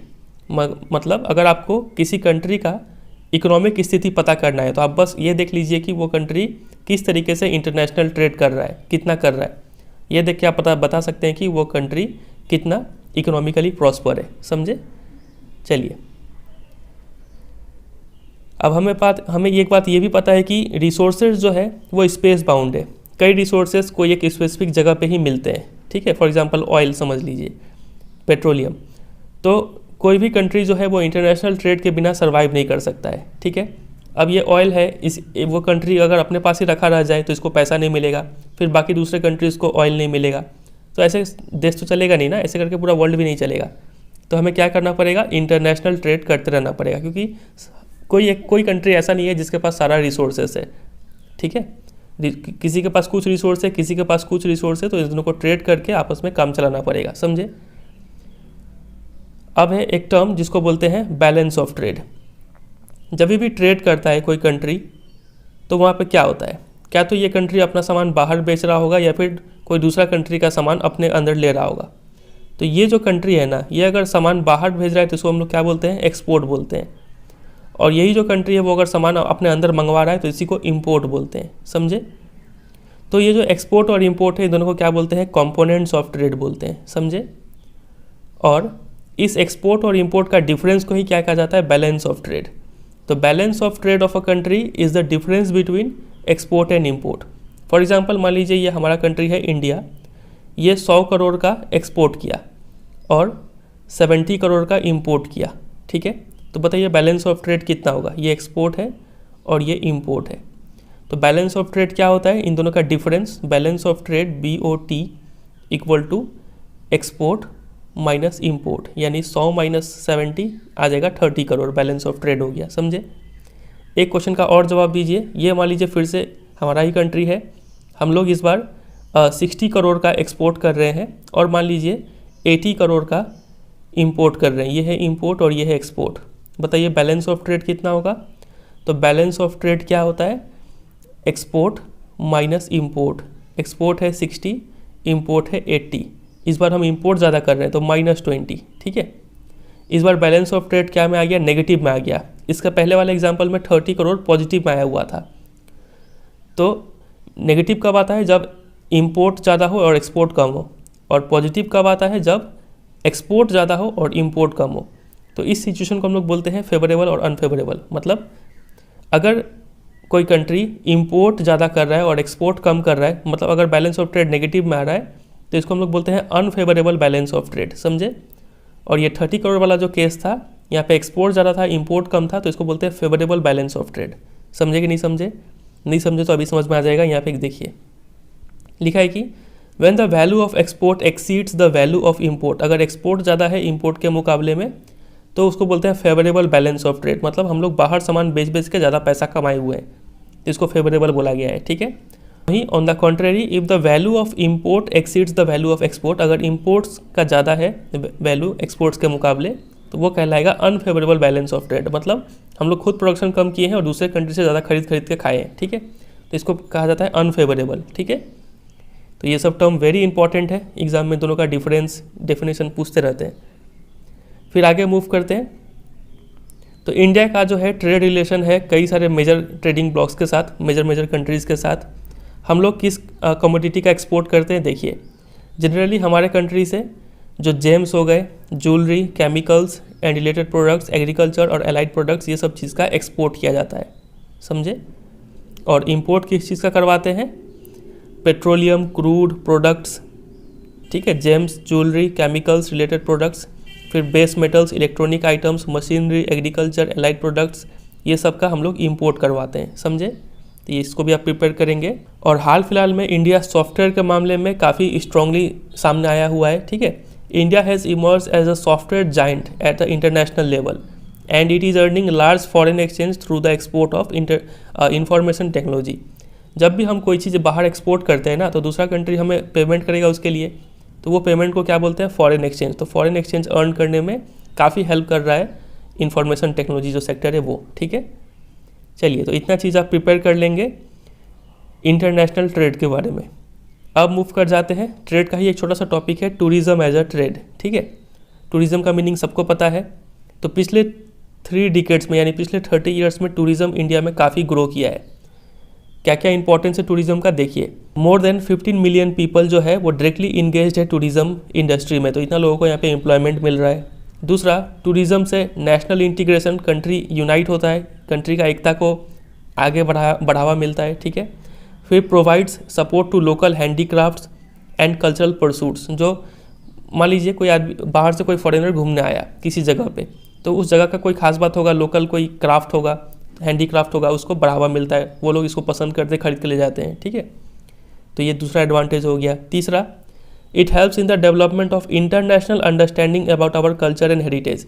जो कोई फॉरेनर हमारे कंट्री में घूमने के लिए आते हैं, काफ़ी चीज़ देख के जाते हैं और वो बाहर जाके अपने फ्रेंड्स को, फैमिलीज़ को बताते हैं। तो ऐसे इंटरनेशनल लेवल पे हमारा जो कल्चर है या फिर हेरिटेज है उसको लोग समझ पाते हैं, ठीक है। फिर आगे देखिए, फिर लिखा है कि foreign tourist visit India for heritage tourism, eco tourism, adventure tourism, cultural tourism, medical tourism and business tourism. Foreigners India में क्यों विजिट करते हैं, तो अलग अलग रीजन से विजिट करते हैं, हेरिटेज जानने के लिए, इको टूरिज़्म करने के लिए, या फिर एडवेंचर करने के लिए, या फिर कल्चर देखने के लिए। कोई इलाज कराने के लिए आ गया, उसी बहाने घूम भी लिया, तो इसको बोलते हैं मेडिकल टूरिज़्म। कोई बिजनेस करना आया, घूम भी लिया, बिजनेस टूरिज़्म। तो अलग अलग रीजन से जो फॉरेनर है वो विजिट करते हैं, ठीक है। चलिए, तो इतना ही चीज़ आपको प्रिपेयर करना है। तो वही बोला गया है कि काफ़ी पोटेंशियल है टूरिज़्म सेक्टर में, एफर्ट्स और डालने होंगे ताकि to promote different types of tourism for this upcoming industry, ठीक है। और कुछ यहाँ पे काम का है नहीं, जितना अंडरलाइन किया है उतना प्रिपेयर कर लीजिए, काफ़ी होगा यहाँ से। बस इसी के साथ ये चैप्टर एंड होता है। कुछ MCQs हैं यहाँ पे, चलिए ट्राई करते हैं, आप ही आंसर दीजिएगा यहाँ पे। Which 2 of the following extreme locations are connected by east west corridor. बताइए, ईस्ट वेस्ट कॉरिडोर किसको किसको कनेक्ट करता है। उम्मीद करता है आपने इसका आंसर दे दिया होगा, और अगर आंसर नहीं दे पाए हैं तो अभी वापस उस पेज नंबर पर जाइए और खुद ही चेक करके आंसर दीजिए, ठीक है। तो इसका आंसर हो जाएगा ऑप्शन नंबर बी, सिलचर और पोरबंदर, ठीक है। क्वेश्चन नंबर 2 ट्राई कीजिए, which mode of transportation reduces transhipment losses and delays. ये तो आपको आना ही चाहिए। अगर आपने इसका आंसर पाइपलाइन दिया है तो आप बिल्कुल राइट है। नंबर 3 बताइए, विच one of the following states is not connected with the HVJ pipeline. याद है हमने 3 पाइपलाइन नेटवर्क्स को पढ़ा था, तो तीसरा नंबर को HVJ बोलते हैं, ठीक है। तो ये जो पाइपलाइन है वो किस स्टेट से होकर नहीं गुजरता है, तो गुजरात, उत्तर प्रदेश, मध्य प्रदेश, ये सब से होकर गुजरता है, महाराष्ट्र से नहीं गुजरता है। ऑप्शन नंबर बी राइट हो जाएगा, ठीक है। यहाँ पे HVJ का मतलब क्या है, तो H फॉर आपका हो जाता है हजीरा, और V से हो गया विजयपुर, और J से क्या हो गया जगदीशपुर। हजीरा गुजरात में, विजयपुर मध्य प्रदेश में, और जगदीशपुर उत्तर प्रदेश में, ठीक है।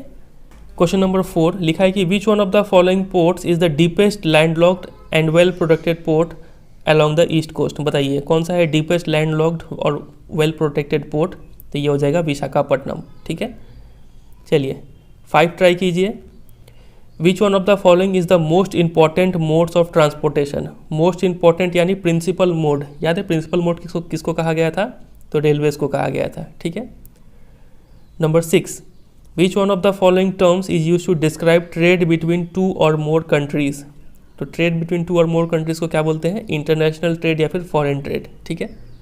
चलिए फिर आगे यहाँ पे ये कुछ शॉर्ट क्वेश्चंस और यहाँ पे लॉन्ग क्वेश्चंस दिया हुआ है, तो ये हम पहले ही चैप्टर में डिस्कस कर चुके हैं। तो जितना क्वेश्चंस हम चैप्टर में डिस्कस किए हैं उतना आप प्रिपेयर कर लीजिए, काफ़ी होगा इस चैप्टर से, ठीक है।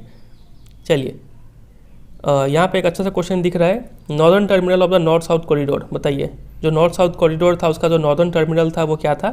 श्रीनगर था, ठीक है, जम्मू कश्मीर में। और यहाँ पे क्या था? कन्याकुमारी। अगर साउदर्न टर्मिनल पूछते तो आंसर देते कन्याकुमारी, ठीक है।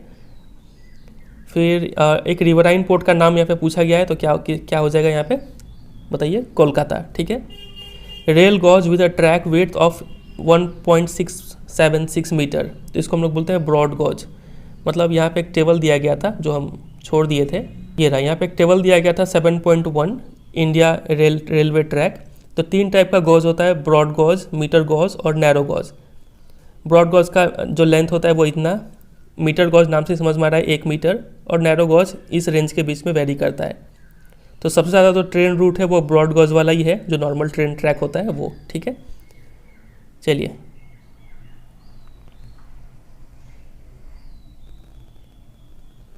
तो वही यहाँ पे पूछा गया था कि कौन सा रेल गॉज का जो ट्रैक विड्थ है वो 1.676 मीटर है। मतलब ये जो रेलवे ट्रैक है, जो 2 रेलवे ट्रैक के बीच का जो दूरी होता है ना, ये दूरी अगर 1.676 मीटर हुआ तो ये इसको क्या बोलेंगे? ब्रॉड गॉज बोलेंगे। अगर यही दूरी 1 मीटर हुआ तो क्या बोलेंगे? मीटर गॉज बोलेंगे, समझे। चलिए, तो यही सब कुछ आपको प्रिपेयर करना है। एंड होता है ये चैप्टर। और वीडियो को एंड करने से पहले कुछ होमवर्क हम आपको देंगे, कुछ क्वेश्चन से MCQs। ये देखिए, ये हो गया पहला, इसका आंसर आप मुझे कमेंट सेक्शन में दीजिएगा। ये हो गया दूसरा क्वेश्चन, इसको भी पढ़ के आप आंसर कमेंट सेक्शन में दीजिएगा। ये हो गया तीसरा क्वेश्चन, ठीक है। ये 3 क्वेश्चन आपके लिए होमवर्क रहेगा, इसका आंसर आप मुझे कमेंट सेक्शन में दीजिए। और वीडियो कैसा लगा ये भी ज़रूर कमेंट करके बताइए, और कोई डाउट अगर रह जाता है तो वो भी आप कमेंट करके पूछ सकते हैं, ठीक है। चलिए फिर एंड करते हैं। वीडियो अच्छा लगा तो ज़रूर एक लाइक कर दीजिएगा, फ्रेंड के साथ शेयर कर दीजिएगा, और अगर आप चैनल पर नए हैं तो इसको सब्सक्राइब भी जरूर कीजिएगा, ठीक है। एक बार आप प्लेलिस्ट सेक्शन देखिए, आपको मैथ, साइंस, SST, इंग्लिश, इन सभी के वीडियोस काफ़ी डिटेल में आपको मिलेंगे, ठीक है, और आपको जरूर हेल्प भी मिलेगा। चलिए फिर एंड करते हैं, मिलते हैं बहुत जल्द किसी और वीडियो में। तब तक के लिए bye bye and take care.